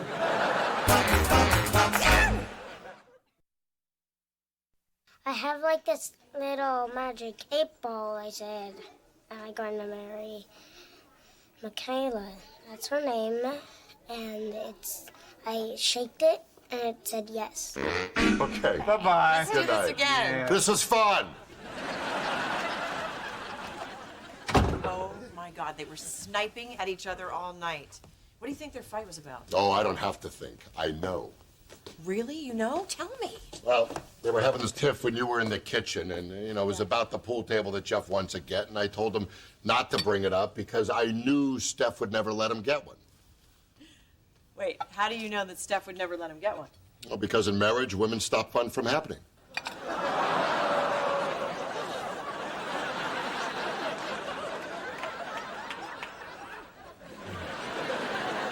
All right. I want you to name one time in our marriage when I stopped you from having fun. All right, you know what? I'm going to go with the redwood hot tub that I wanted to put in just after we moved in. That's what you're pulling out? That's what I'm pulling out. I thought that I did our neighbors a service by sparing them the sight of you lowering your freakishly long body into a big pot of back hair soup. Oh, that's nice. That's constructive. It is offensive to me that you somehow think that I railroaded you into not having a hot tub. Well, I said I wanted it, and you said no. We don't have to call it railroading. We can call it something else if you like soul crushing or bitch slapping is good. You never would have used it. Oh, yeah, and you really use your herb garden out there. Let me ask you something. When was the last time you put down your soup ladle, ran outside, and picked some fresh gourmet? I have picked herbs. Do you want to know who's not fun? You are not fun. I am a travel agent. I get offered free trips all the time, but I can't go anywhere because my husband refuses to leave America. Oh, the outside world holds no appeal for me? Really? You think that I am not fun? Not quite, I know. Well, prepare to experience the depths of how not fun I can be.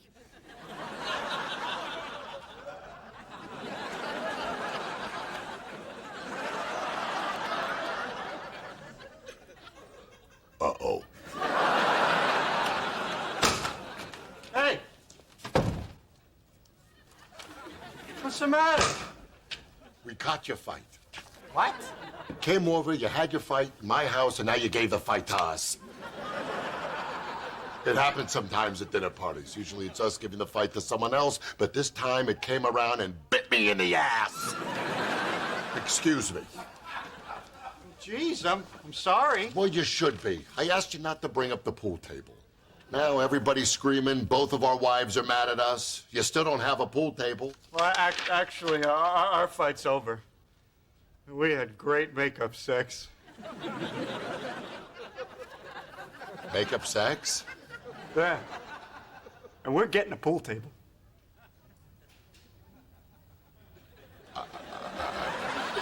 Oh, what's the matter, tough guy, huh? Oh, Mr. Marriage Master got nothing to say for once?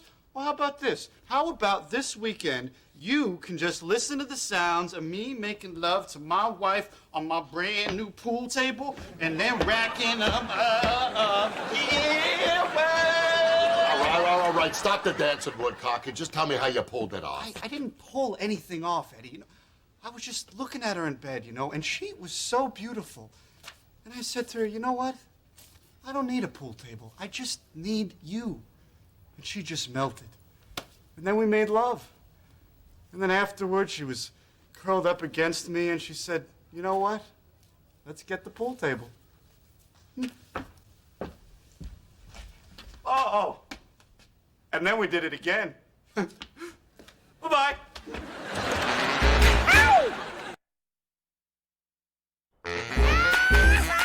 Coming up next, Ellen welcomes singing phenom Josh Groban.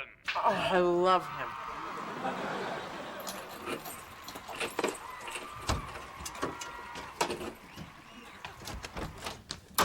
Hello. Going out for my run. What are those? Herb seeds from my lady's garden. What is this about?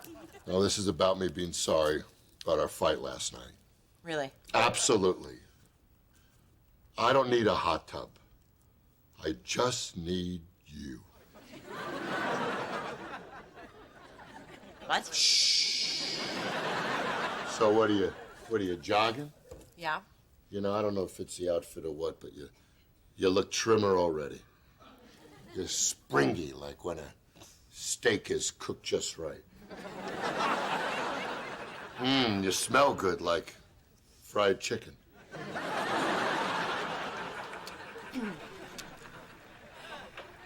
Hey, there's a truck from a billiard company leaving the Woodcocks. Oh, is there? I guess he got his pool table. I guess he did. Wait. Is this what Jeff did to get his pool table?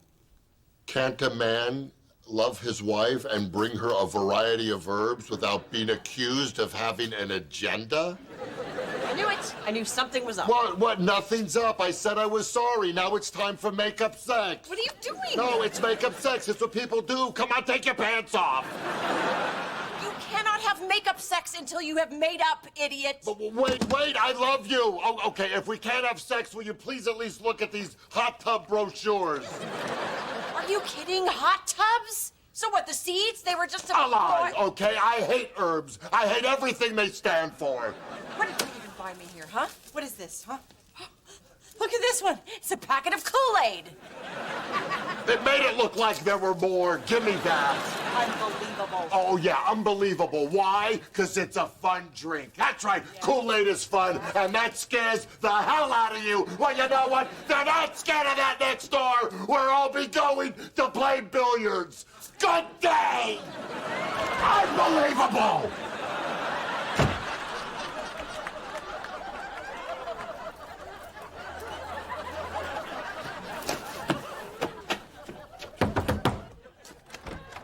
Let's play some pool. Where's the tape?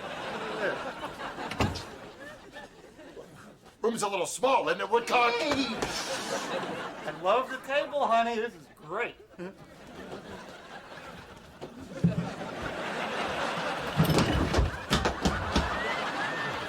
Okay. All right. This is sweet, huh? This is life. This is living. The fun starts now. Oh! Oh! My eye! Oh, my eye! I love this table, honey. Oh. I've been hurt.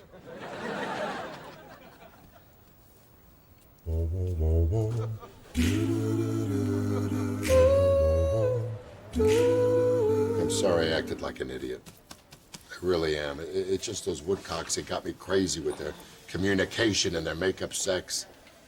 I liked it better when we lived next to that weird old couple who used to slip down the driveway all winter. It was like our own personal escapades right outside. Yeah, the Woodcocks got me crazy, too. We just have to accept who we are.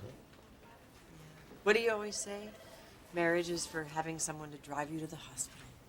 That's true. Thanks for the lift. It's what I'm here for. I love you, you know. I love you too. Hey, you know, maybe when we get home, we could just try the makeup sex. You know, see what it's all about. Yeah? Good. Yeah.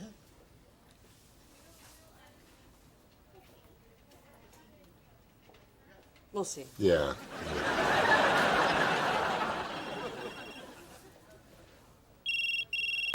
Hello.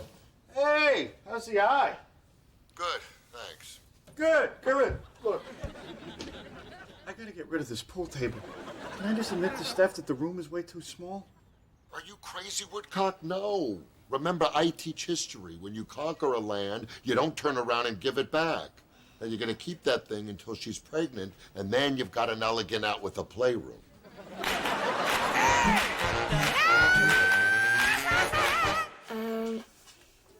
Well, you kiss.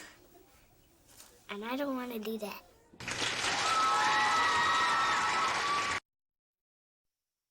Every time I zig you zag, I like coffee, tease your bag. Though it makes no sense, it's true, there's no me without you. Till Death is filmed in front of a live studio audience.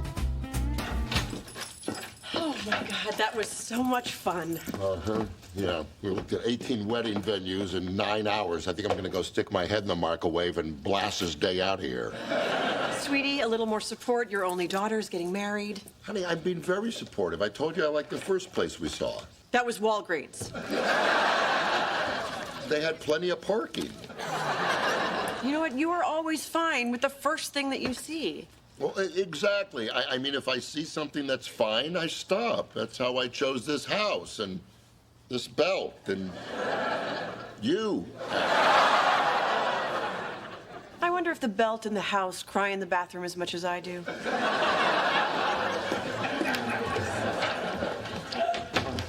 Sorry about that. We were just hanging out in the car because we needed a minute away from you.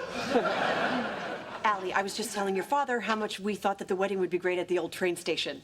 We do? Yeah. No, see, I don't think that we do. Oh, sure we do. Doug, tell her. Yeah, Doug, what do you think?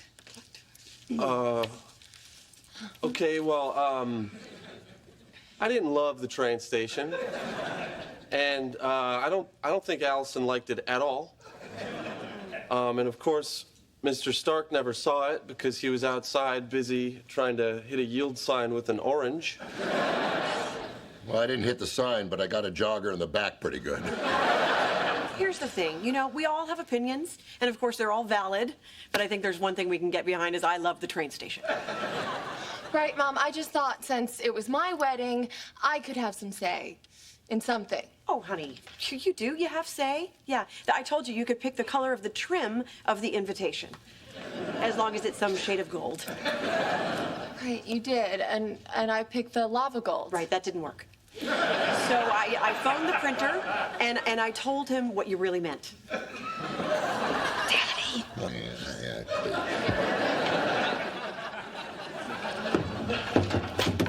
Hey, man, you all right?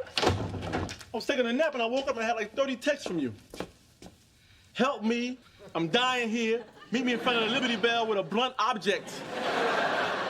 Well, Joy was dragging me around all these wedding venues, and at a certain point, I realized that you were the only friend I had with hands strong enough to squeeze the life out of me. Ah, the wedding plans are in full swing. I love it. Let me ask you guys something. You guys got someone to officiate the ceremony yet? No, why? Well, thanks to the internet, I'm a fully ordained minister and certified scuba instructor. So I'll be happy to offer my services on land or on sea. Oh, okay. Wow, thanks for that offer. My uncle's a pretty big bishop, so you know, it's either you or him. Well, I just let you guys know that I have done one, and although I did accidentally marry myself to the bride, it was magical.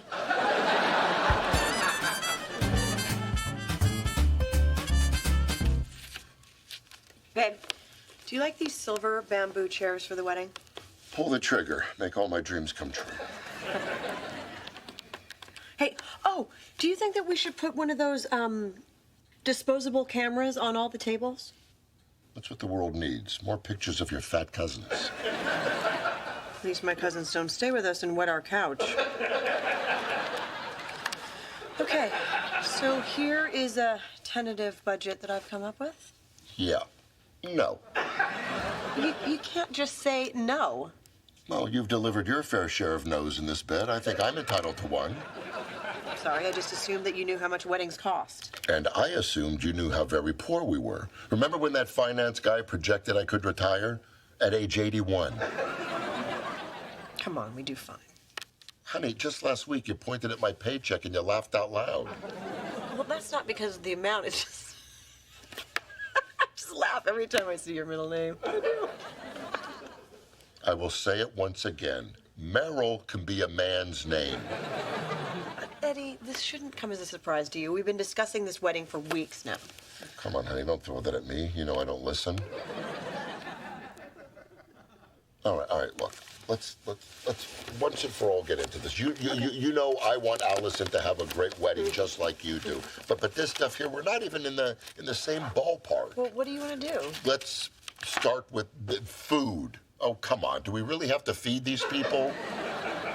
You better jump on board here, because we only have one shot at this. And if Allie's anything like her mother, she's going to be way too lazy to get a divorce. Hey.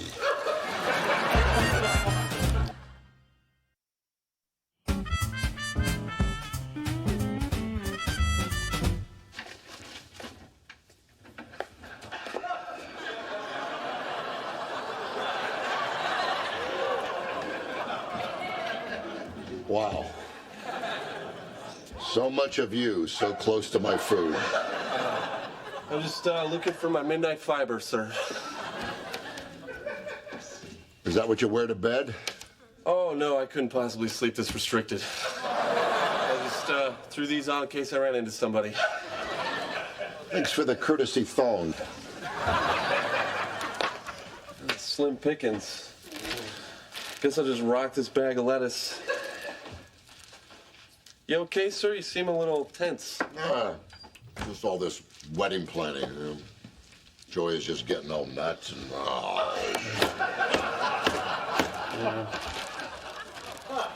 Oh, this chair's cold. Yeah, it's driving Allie kind of crazy, too.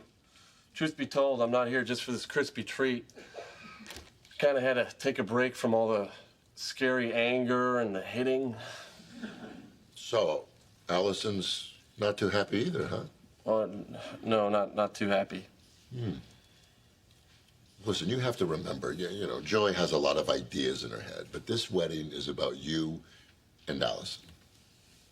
Thank you, sir. I appreciate that. Absolutely. Now, of course, I'm sure I'm a lot more spiritual than most, but I believe that all this materialism and food and music and open bars that go into a wedding, I just think it kind of takes away from the...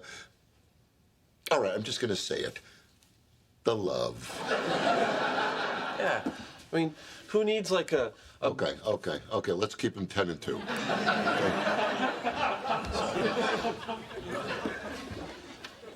Well, as I was saying, who needs like a huge ceremony with like a grand hall when you could have like 7 people and an ice cream cake on my driveway. That's what it was.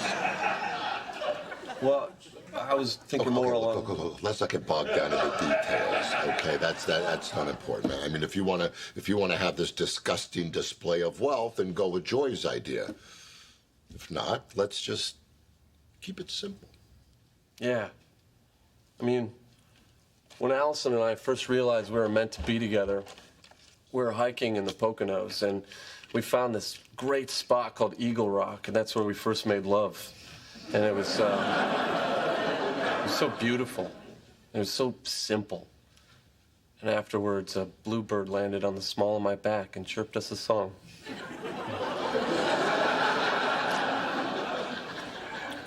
I'm gonna go to bed now.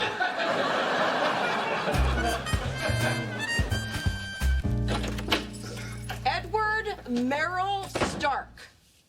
Present. What did you do? Well, I'm gonna say nothing until I know what you have on me. Doug and Allison have eloped. What? And I quote, "Dear Mom and Dad, we've eloped. We love you so very much, Doug and Allie. P.S. Dad, you were right." What were you right about, Eddie? How my wife gets more beautiful every day. What did you do? You discussed with them how much you didn't want to spend money on this wedding, didn't you? Okay, look. First of... what? You did, didn't you? No, okay, look, maybe I did, but I can tell you I did not want them to elope. That is exactly what you wanted them to do. No, it isn't. I want to be there. I want to walk my daughter down the aisle. I just wanted it to be at one of Philadelphia's lovely parks. Well, that is not for you to decide. It is not your wedding. Oh, that's right. I forgot. It's yours. Oh, what the hell is that supposed to mean? Well, I can tell you what the hell it means. The kids do not want to get married at a train station or a soft pretzel factory or an aquarium. That's your bag, weirdo. Hey, let me tell you something. Those places, they're whimsical and romantic and fun. The aquarium is booked with a wedding every weekend until June. Well, I don't know why. The Penguin House smells like what I can only assume would be penguin poo. I did not want them to get married in the Penguin House. I just thought it would be cute if all the groomsmen took pictures with the penguins, because they're all wearing tuxedos. Because all the penguins are wearing tuxedos. You think they're wearing tuxedos? How is that not whimsical, romantic, and fun? Oh, I don't know. Why don't you ask your daughter? Oh, wait, you can't, because she went running and screaming from her psychotic mom. Her psychotic mom? Let's not use hurtful words. Yeah, I haven't used any hurtful words. Yeah, but I can tell you were a teen up a doozy.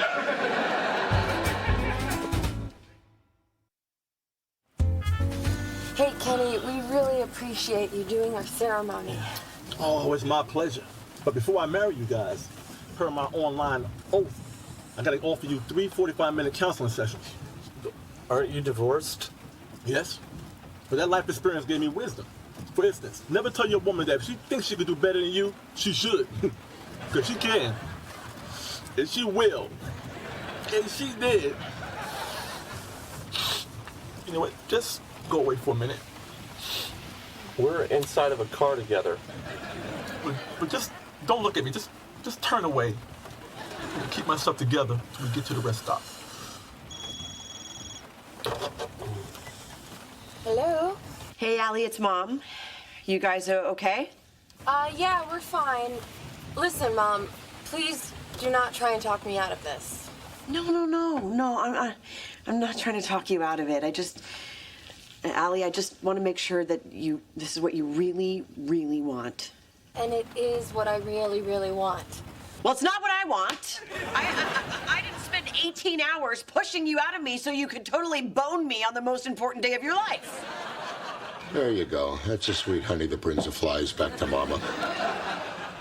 Now, I want you to tell me where you are going. No, Mom, I can't tell you where I'm going. Never a good idea to alienate yourself from your parents. You might have to live with her again. Your spouse might change her locks. And she can. And she will. And she did. Who is that? That's Kenny. He's performing our ceremony. Oh, fantastic. Kenny's going to be there and I'm not. But 2 weeks ago, you thought the guy's name was Benny. Kenny's there? Yes, Kenny's there. Let me talk to her. Hello, Mother Stark. Listen, I know you love us, and... Okay, wow, that's some pretty harsh language. I'm going to assume that you don't mean that, and I'm going to go ahead and forgive you. Okay, wow, that one's going to be slightly tougher to forgive. Look, I'm sorry. You can yell at me all you want, but I will not tell you where we're going. Hello? What's up, baby? Yeah, we're headed to Eagle Rock. All right. Little. Oops. Sorry about that. I'll tell you what.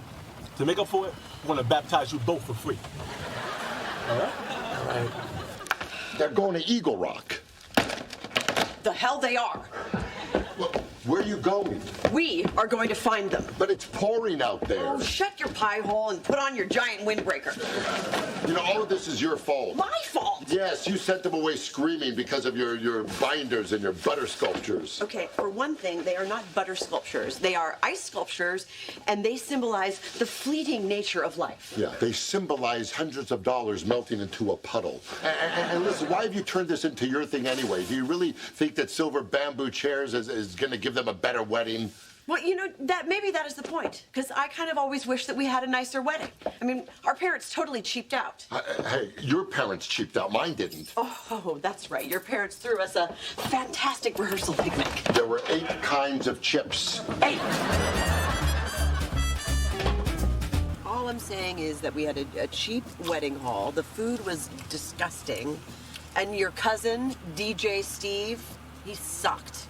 He played Private Eyes like 5 times. All right, now, so you just gave me 2 honey mustards back to back. We're supposed to alternate honey mustard with barbecue.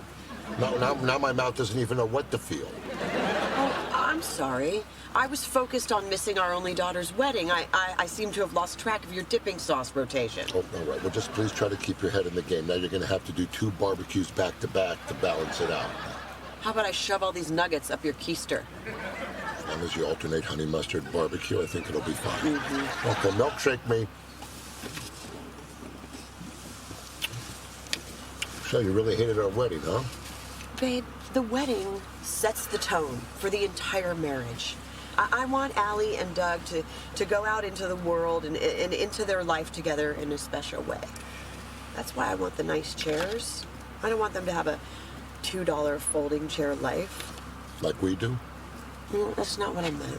Well, just for the record, I loved our wedding. I don't remember the chairs, I don't remember the food, but you know what I do remember? Your eyes. Because I was looking at them all day. Really? Yes. And your cleavage. I was checking that out too, along with Rabbi Goldstein. Watch out. This weather is crazy. I can't even see the road. Well, pull off for a second over there. Huh? Pull over there. There?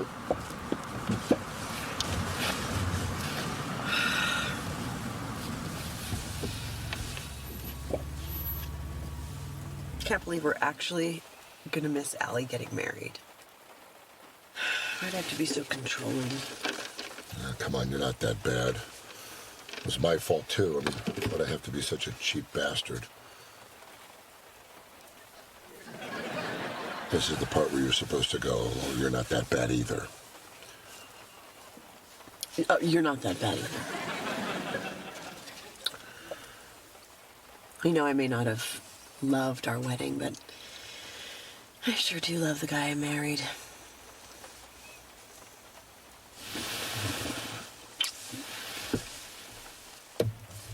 Maybe we should just go home.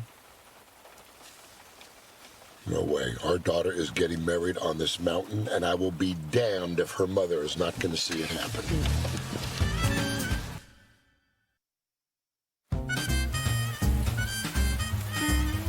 So are you folks in town for the Pine Cone Festival? I got a 3-pounder coming in from Ohio. No. We're just passing through. I'm gonna marry these 2 up at Eagle Rock. You know, once the rain lets up and the mud dries and the mosquitoes stop drinking my blood.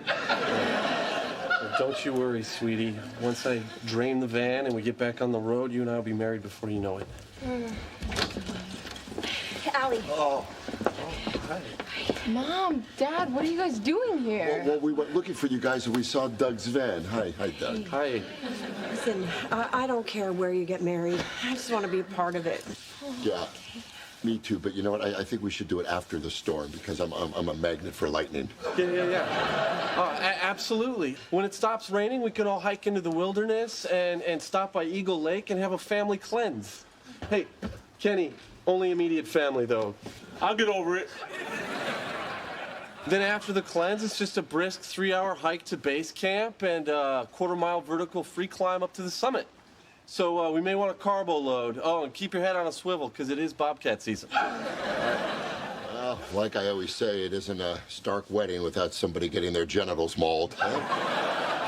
Okay, so let's do this.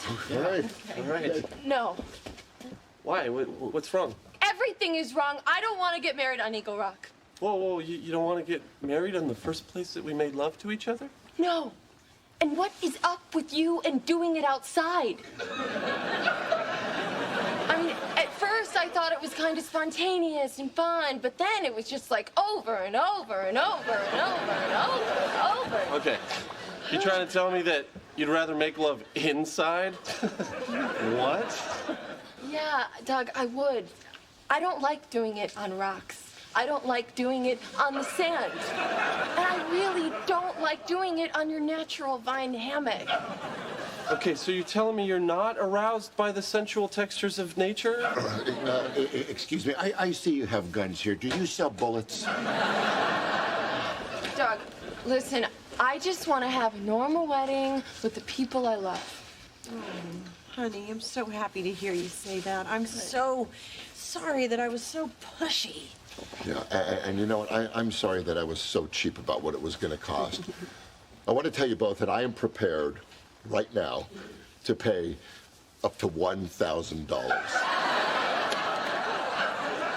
Thank you, Dad. That means a lot to me. We want you to be happy. That's right, happy. Right. Okay. So is the train station still in play?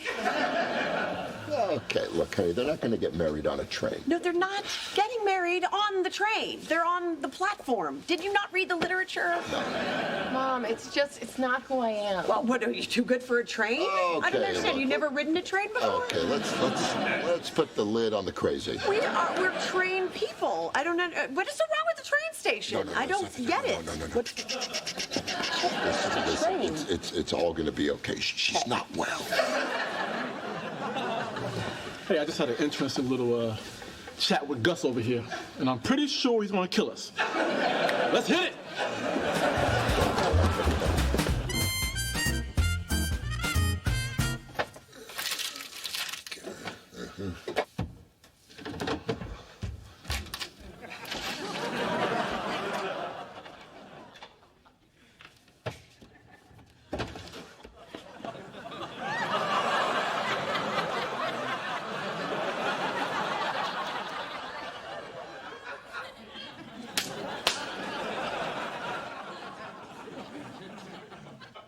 You and I have to get on a different snack schedule.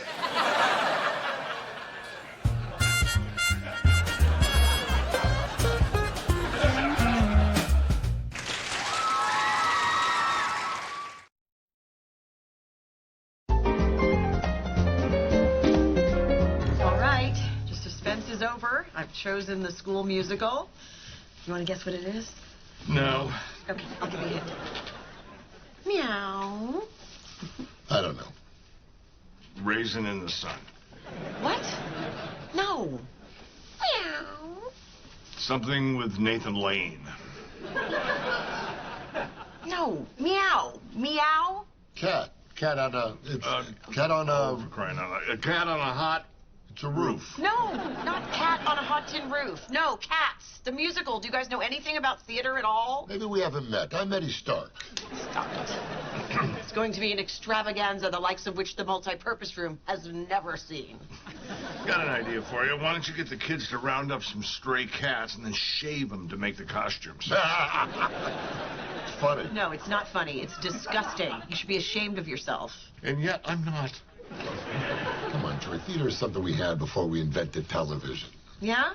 Well, I'm going to change both of your minds about that. Okay? Oh, excuse me. Hey, Raj. Just the man I wanted to see. I tried. I cannot get the Happy Meal smell out of your car. No, not that. I'm doing Cats. Mr. Katz, the French teacher? I thought he was gay. No, not that. The musical Cats. And who do you think is going to sing Memory?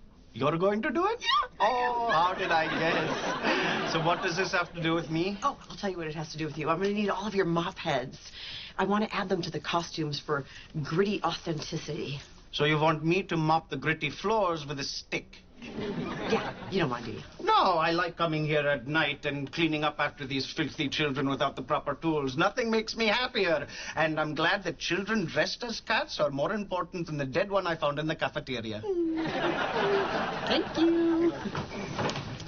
Oh, Mistress, Maggot? can I pour you a cup of hot coffee, or would you like to pour one over me? Shut up. I'm really enjoying myself, seeing the miserable look on Eddie Stark's face as his wife babbles on like a magpie. Yeah, she is kind of hard on the ears, but she's easy on the eyes. What? No, I'm just stating the obvious. I mean, she is not unattractive to look at. Oh, I gotta go. I gotta start rehearsals. I'll tell you about the second act when we get home tonight. Okay, can't wait. Well, I gotta get to class. It's bring your baby to school day. Let's go, Lady. Bye. Oh, Bye. Miss Duffy. I was looking for you. I wanted to let you know that I will be playing the role of Grisabella in our production of Cats. Yeah, and I'm not even going to ask for a bump in pay. I'm doing it for the love of theater, and of course, the children. Will it be difficult for me to perform in something that I'm also directing? The answer is of course. Am I up to the task? The answer is of course. Now, there will be naysayers, but if Barbara Streisand can perform in and direct Yentl, I think I can handle a musical about a bunch of cats. Now, it may be unrealistic to think that the New York Times will come to review it, but I think we've got a lock on the Post, The Voice, and local critics from the tri-state area. What I'm going to need from you is to block off a little section in the front of the theater with those ropes, you know, maybe 2 rows for those folks. And Miss Duffy, I just want to thank you for giving me the opportunity to fulfill a lifelong dream of mine, of inspiring today's youth through the magic of musical theater. You're fired.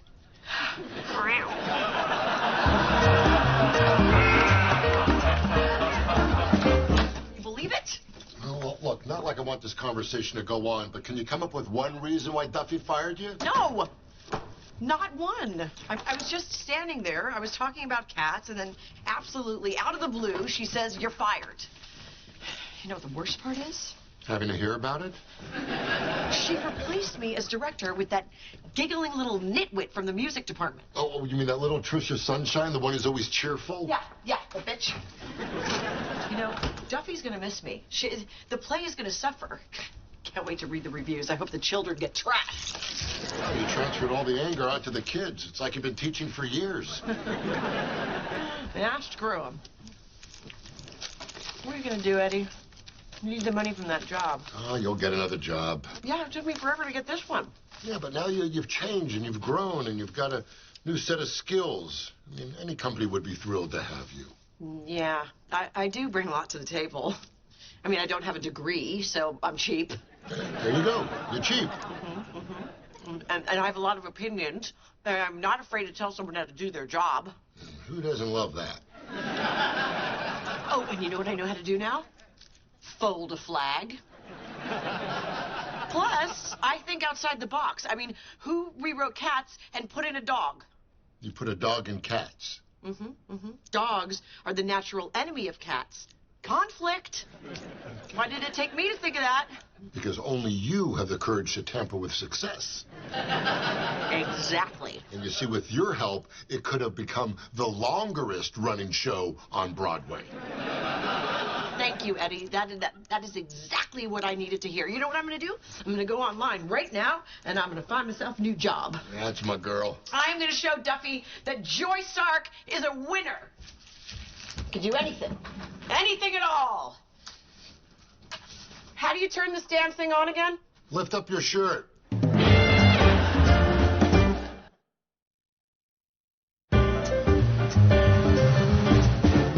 So the guy says, "What's the good news?" And the doctor says, "The good news is I'm sleeping with my nurse."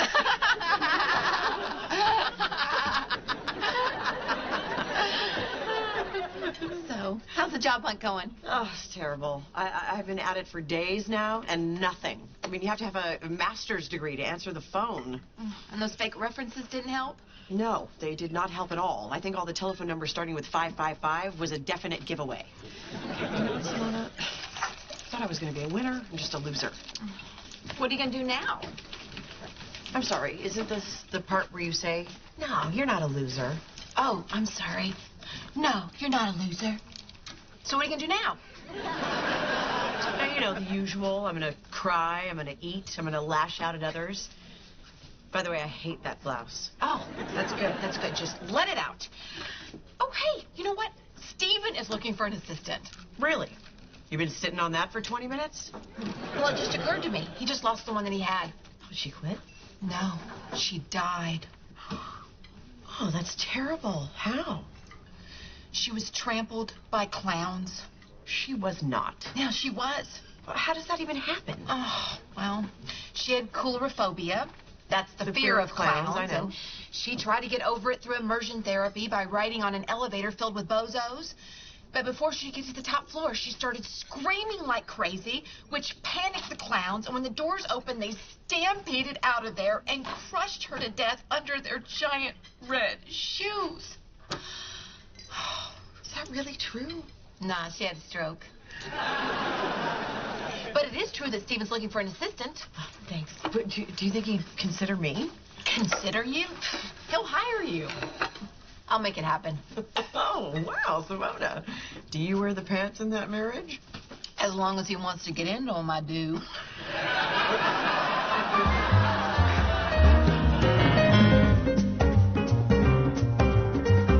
All right, let's begin the interview.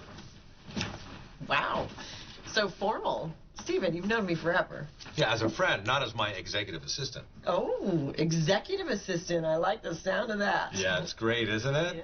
Plus, it makes me feel really important. Call my executive assistant to schedule lunch. See? Yeah. And you got to be an executive to have an executive assistant. True. After all, I am the dean of admissions. Although that's not like being James Dean or Harry Dean Stanton or Paula Dean. You get it? Get what? The joke. Yeah, I get it. Oh, Steven, I didn't know you were so funny. Oh, I'm funny. But it's a very dry, almost imperceptible, pretty much not even their kind of a wit, bordering on snide. That is it in a nutshell. Yeah. So, should we go over your employment history? No, I don't think we should. It'd be disappointing and give you all those reasons not to hire me. Okay, any reason why I should do a criminal background check? Not unless you want to remember that weekend in Mexico the four of us had. Yes, and I appreciate you swallowing that bag before we crossed the border. Once in a while, it helps not to have a gag reflex. What the hell? Let's give it a shot. Really? Absolutely. You're hired. Oh, well, thank you, Steven. And I will not disappoint you. No, you won't. Tell you what, let's get started right now.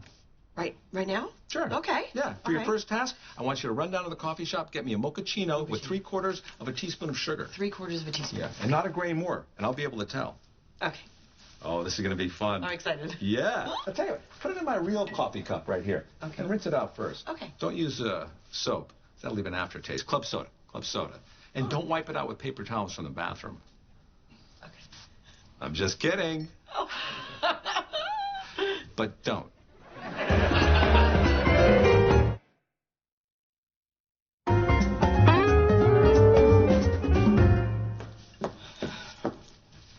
What time did you get in last night?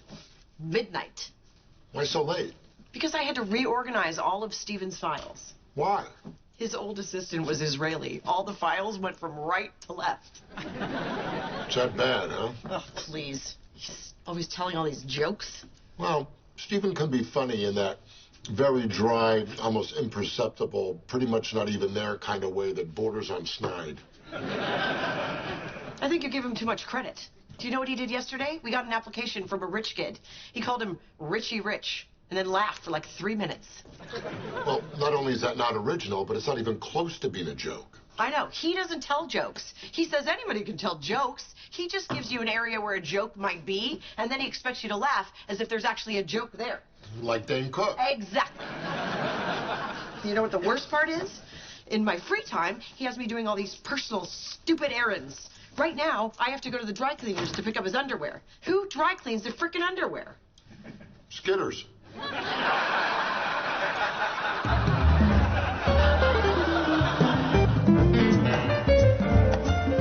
So now we're both miserable. Yeah. Joy's miserable because she has to work for Steven, and I'm miserable because now I always have to hear about it. I hate that guy. Steven? Why? I don't know. He's an odd duck. Vaguely creepy with a deep sense of self-loathing, and that's coming from a guy that likes being used as an ashtray. I think the point here is you should just never work with your friends. But what about us? Oh, Eddie, we're different. I mean, we met here, and we have a natural chemistry that just defies logic. You're right about that. But the shocking thing is I was actually less miserable when Joy was working at school. Less miserable. That's hardly a ringing endorsement. Hey, let me tell you something. After 24 years of marriage, less miserable is like a cool breeze in hell. Now I don't even have that. Well, I am so sorry, Eddie. Why are you sorry? It's not your fault. What did you do, Whitey? Well, I may have let it slip to Duffy that Joy was not ugly. Whitey, no! You can't compliment a woman to another woman. It's like painting a bullseye on them. What am I going to do now? What am I going to do? You are going to do nothing, Eddie. I am so racked with guilt over this whole thing that I am personally going to rectify the situation, which coincidentally is the name of a game that Duffy and I enjoy playing. Now, don't worry about a thing, Eddie. It's all going to work out in the end. I love you in that jacket. Yeah, Dad died a week ago. My sister got the house. And that's when I decided to turn my life around and become an optimistic person. The sun is always shining someplace, and it shines the brightest when it's high in the sky and close to God. There's happiness everywhere if you just look for it. You don't have to wait for something big to happen to make you happy when there's all these little things like flowers and birds and puppy dogs. Do you like polka dots? I think polka dots are wonderful. They're like a bunch of little happy faces just waiting to smile. And rainbows. Don't even get me started on rainbows. There is a pot of gold at the end of each and every one of them. Oh, do you remember that song, Sunshine, Lollipops, and Rainbows? That's my ringtone. Wait, I'll play it for you. Oh, okay, here it is. I thought I lost it. But then I found it inside the silver lining of my purse. Is that funny?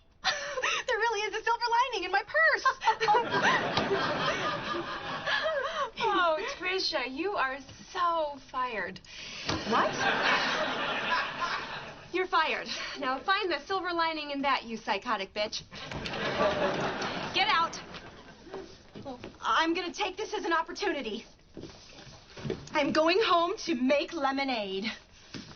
One door closes, another one opens. Oh, this one's closing. Watch your nose.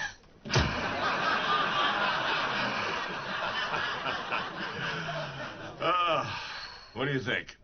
Head in the oven or a tune on the Hemingway flute? Probably both. But that's after a handful of pills and a bottle of vodka. Good work. Death is funny. I love it.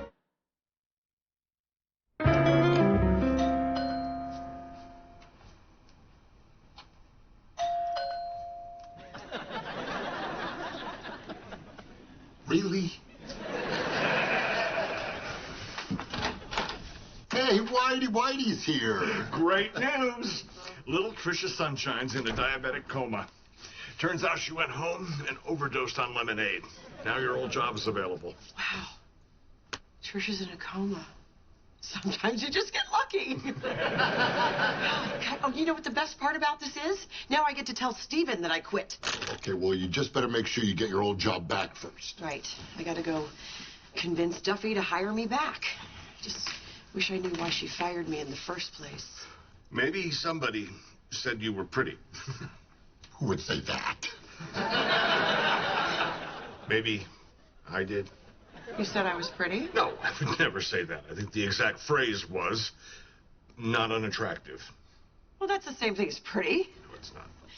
God, and Duffy was jealous. I mean, that explains everything. When will women realize that I am not a threat to them? I'd give it a couple of years. I'm gonna go talk to Duffy. No, you know what? I am gonna do more than talk to Duffy. I am gonna make her love me.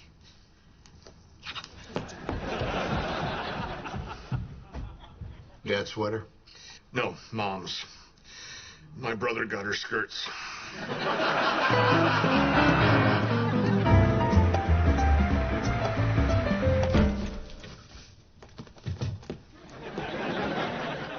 Carol Duffy, I need to speak with you. I take it you're in that ridiculous getup to convince me to hire you back as the theater director. No, I was handing out flyers at a pet store. That doesn't matter right now. But I would like my old job back because I am good at it.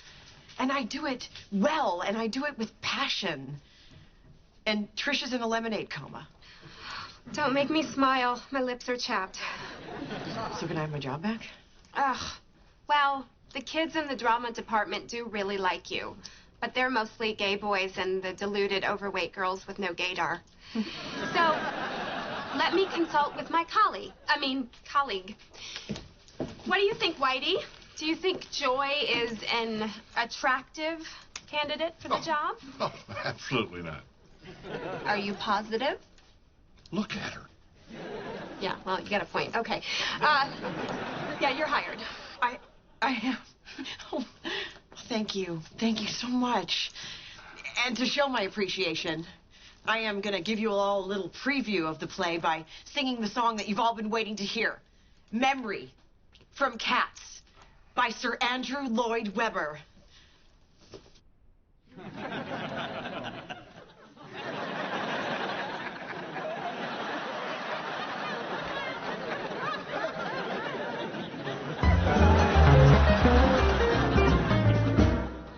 This is a song for the baby.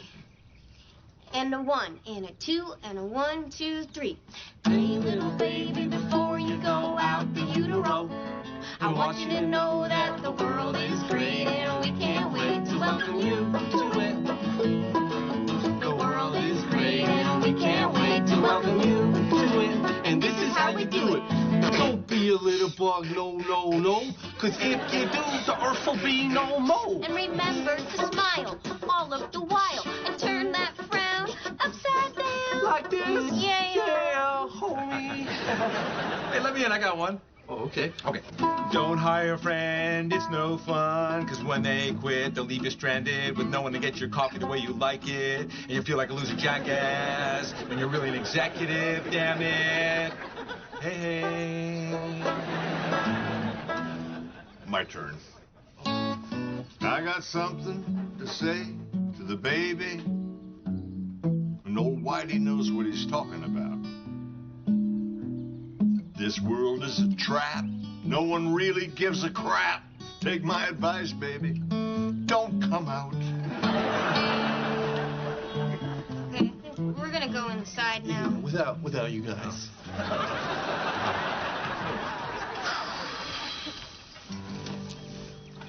Encore? Encore, here we go.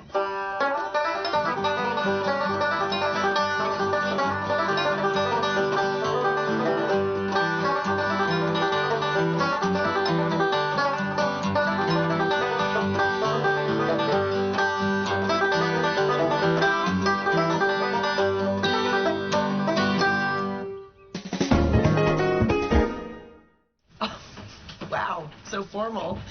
You've known me forever, Stephen. Yeah, as a friend. Let me start that again. Who are you talking to? There's just... I told you directing makes me look a little fatter. It's only, what, 10 pounds? But it's per camera. Just do it all from here and then close it? Okay. And then crossover. What do you like better, directing or acting? Shut up.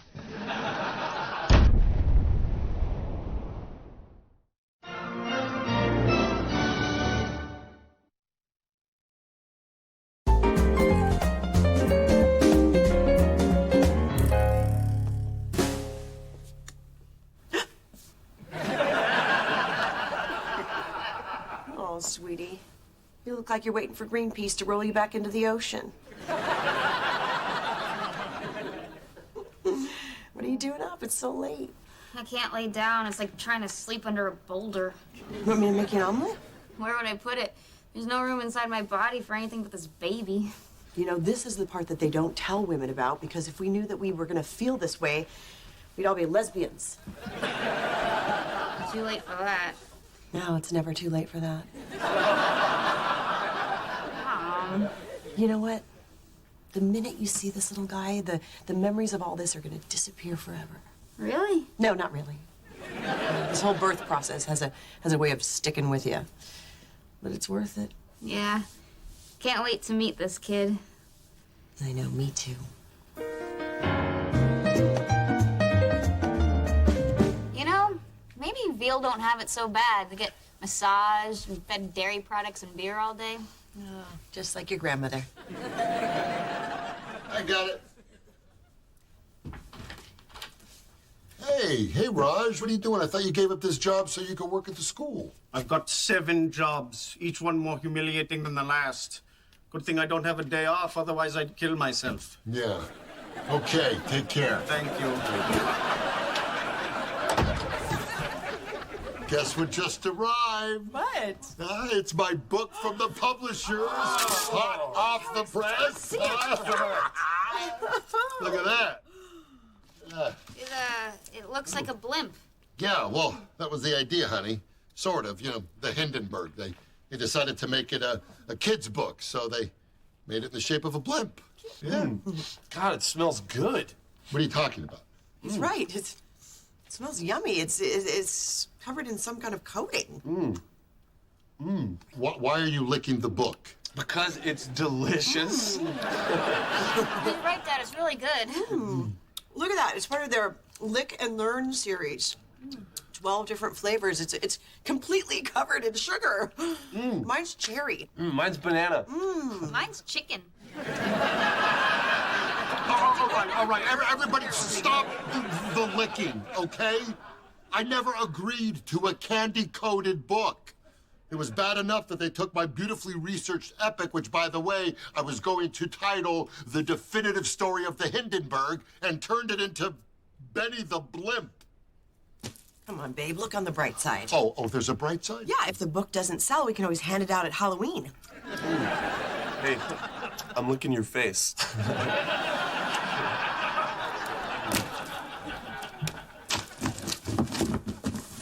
You're gonna be licking my face?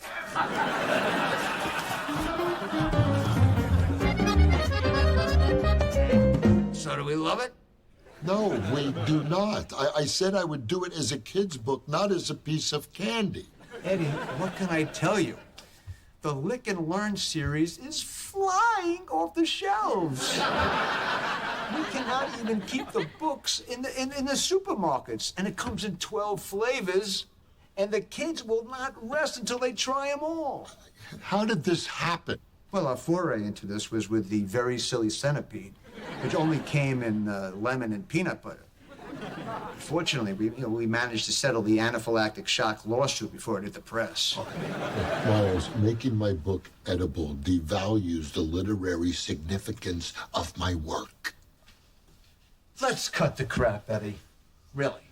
You wrote a stupid book about glorified balloons that would not have sold a single copy unless we printed it in the exact shape of a Zeppelin and literally sugarcoated it. And I don't understand your attitude toward me, man, really. What is this all about? You should be, setting off fireworks in celebration of my genius because you can be making a lot of money, man. And let me tell you something else, and I'm saving the best for next to last. I've already booked you in a book signing party in the biggest bookstore in town.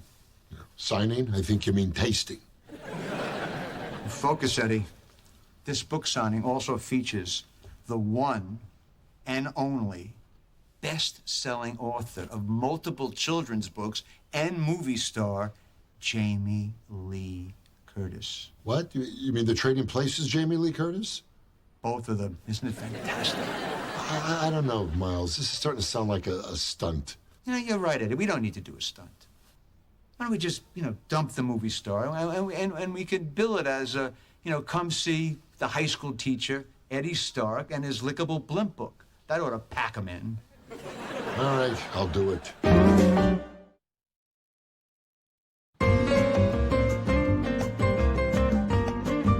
All right, honey, let's do it. We got to get to the signing before they eat all my books. All right. Hold your horses. It takes a little time to look like an author's wife. Wow, very nice. Okay, let's go. Oh! What? What?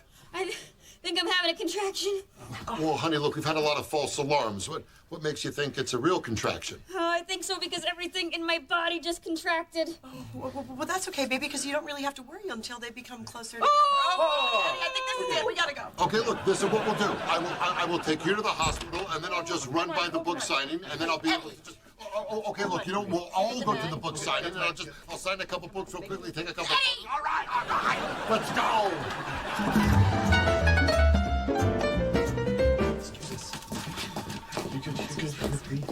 Breathe. Oh, I never actually saw a guy with his ass literally in a sleeve. Oh, contraction. All right, let me handle this. Excuse me, nurse. My daughter is going to... I realize that you're busy, but this is actually an emergency. This is an emergency room. Everybody in here has an emergency, including the person I'm on this phone with currently. I'm sorry. And an order of extra crispy egg rolls. And don't forget the hot mustard or somebody will lose their job. Now, what's your problem? My daughter is going into labor. She should go into management. I get to do that joke 3-4 times a day. It's always funny. Not to me. Oh, okay, look, what is the problem here? Oh, my God. Eddie Stark the killer. LaWanda? Don't LaWanda me, you murderer. Okay, I'm lost. No. This one here, he killed Helga Klum, the last survivor of the Hindenburg, just for some stupid book. It's not a stupid book. It's delicious. Listen, we forget all this right now. My daughter's going into labor. She needs to see a doctor. All right. Let me have your insurance card. Doc, give the lady your insurance card. Some kind of joke, right? All right, Joey, just give her our insurance card. Oh, okay. I have it. Oh, thank you. This thing weighs a ton. So does this thing. Okay. Sorry. Here it is. Oh, no, this just covers the two of you. Oh! Look, I'm sure we can settle up later. My daughter has to see a doctor.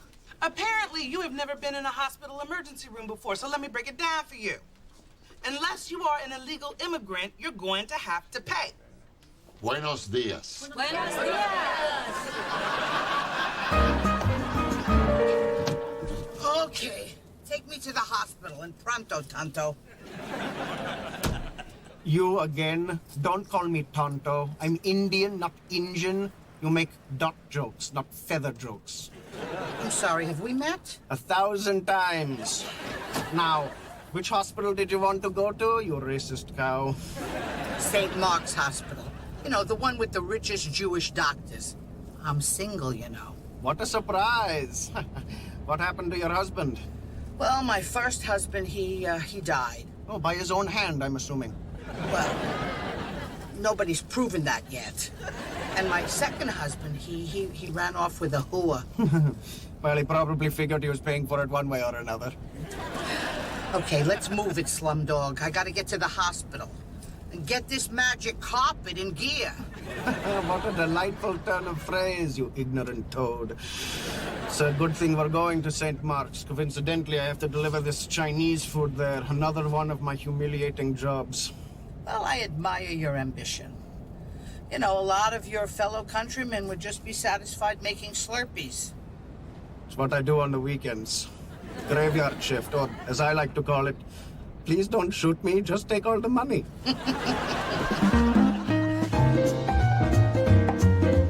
Okay, folks, we're flaps up.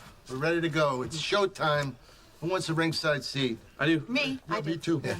Listen, kids, in your Lamaze class, I'm sure you're told that childbirth is the most beautiful thing in the world. Well, it's not. I wouldn't even be going in there if I wasn't getting 7 large. And I was a tunnel rat numb. Oh, please. I'm not squeamish. I do his laundry. And him. Let's go. Now, if you're gonna go in here, you gotta go in sterile. Sterile. You might want to look into that so this doesn't happen again. All right, guys, let's saddle up and ride. Come on. You all right, Allie? All right, let's do this. Oh.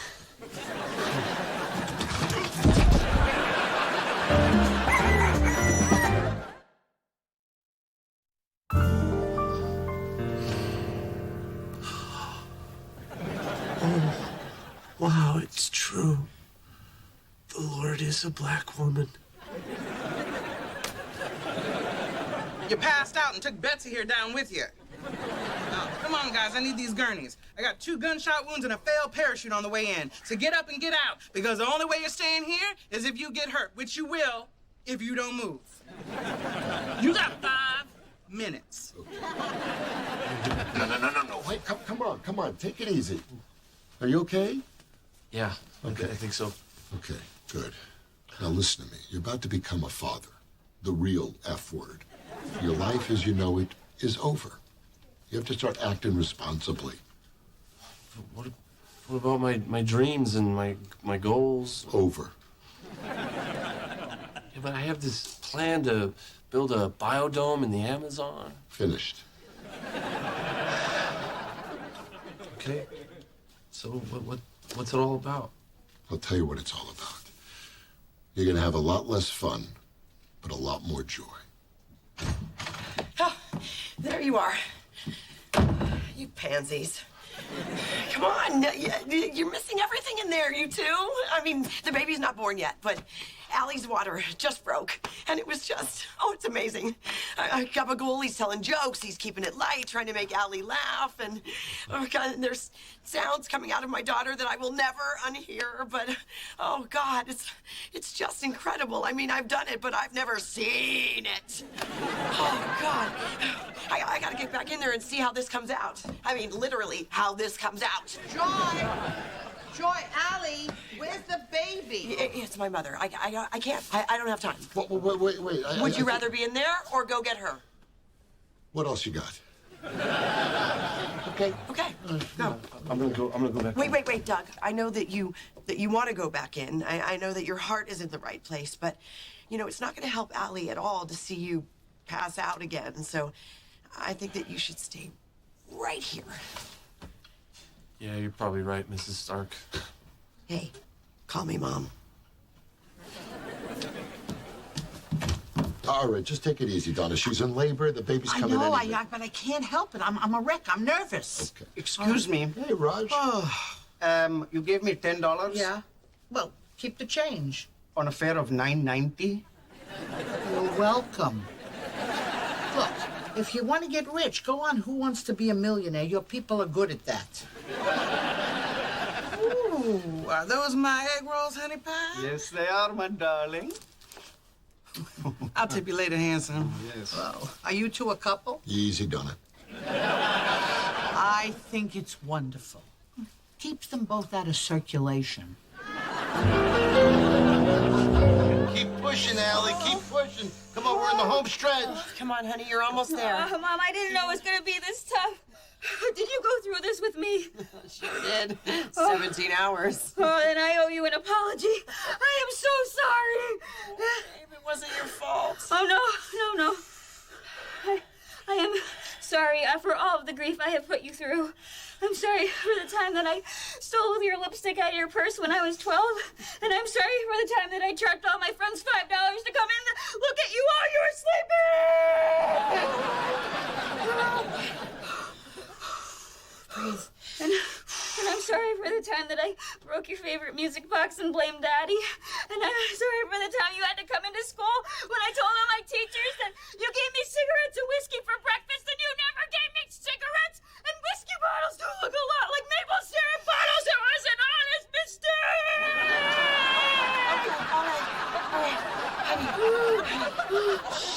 Honey, I forgive you for everything you've ever done, okay? Come on, this baby's gonna make up for all of that.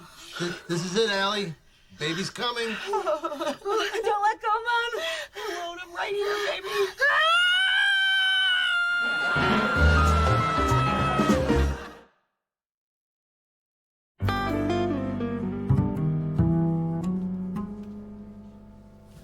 Eddie? Whitey, you made it. Hey. What the hell are you wearing? We were kind of in a little role-playing thing when we got the news about Allie. It was a variant on the priest and the cheerleader routine. Luther, what are you doing here? Videographer.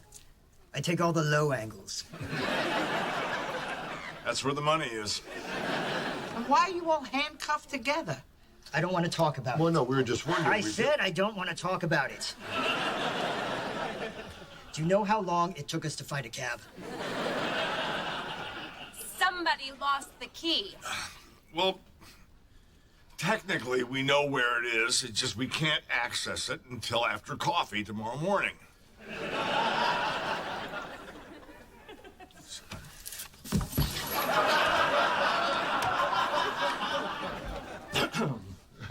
Dad, you made it. Of course I made it. I wouldn't miss this for the world. Am I too late? You're not. Baby hasn't come yet, George. Good to see you. And who are you? Well, this is Doug's father, George, and this is Joy's mom, Donna.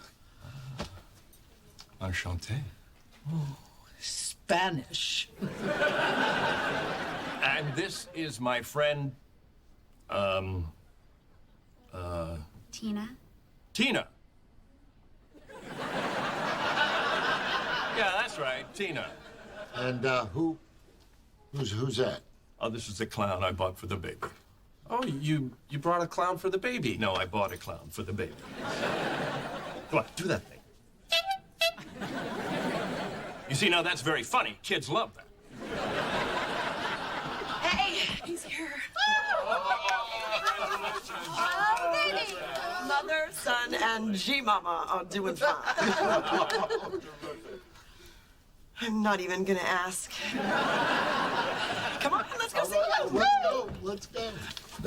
Hey, Whitey, you want to come see the baby? No, it's okay. We already have our own little guy. Hey, Bimbo, follow me. No, not you, sweetie. That's the clown's name. Here, have a seat. I'm a Lutheran.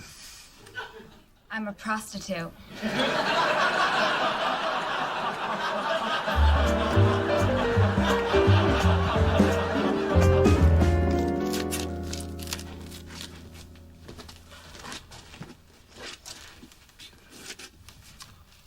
Oh, poodle. It's a giraffe, you moron. That baby is so delicious, I could eat him up. Oh, he is cute, isn't he? I'm serious. I'm hungry. It's the most beautiful baby ever born. He is, isn't he?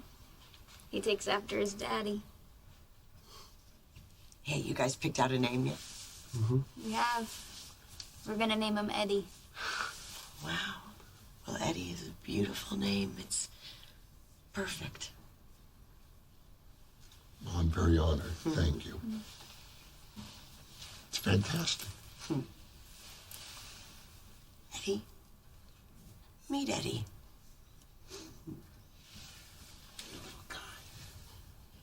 Hi,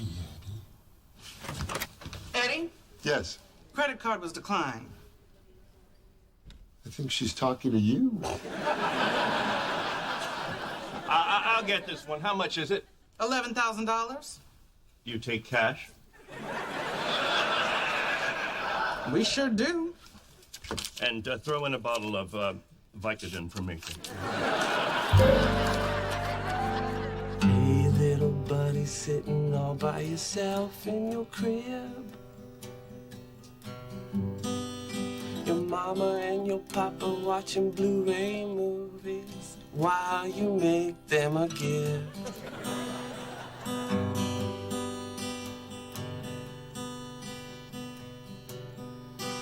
Pretty soon mama's gonna come into your room and open up a present that can only be made by you. You grab both your feet and say, hey, smells like a great day.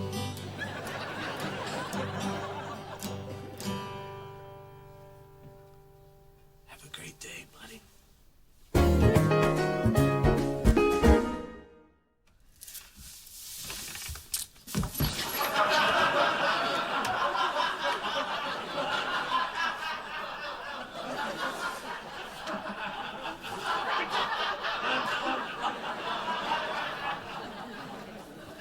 It was bad enough that they took my beautifully researched epic, which, by the way, I was going to call The Infinitive Story of the Hindenburg, and turned it into Benny the Blimp. No, no. What did I say? Did I say infinitive? Yeah. But that means like even a bigger book, right?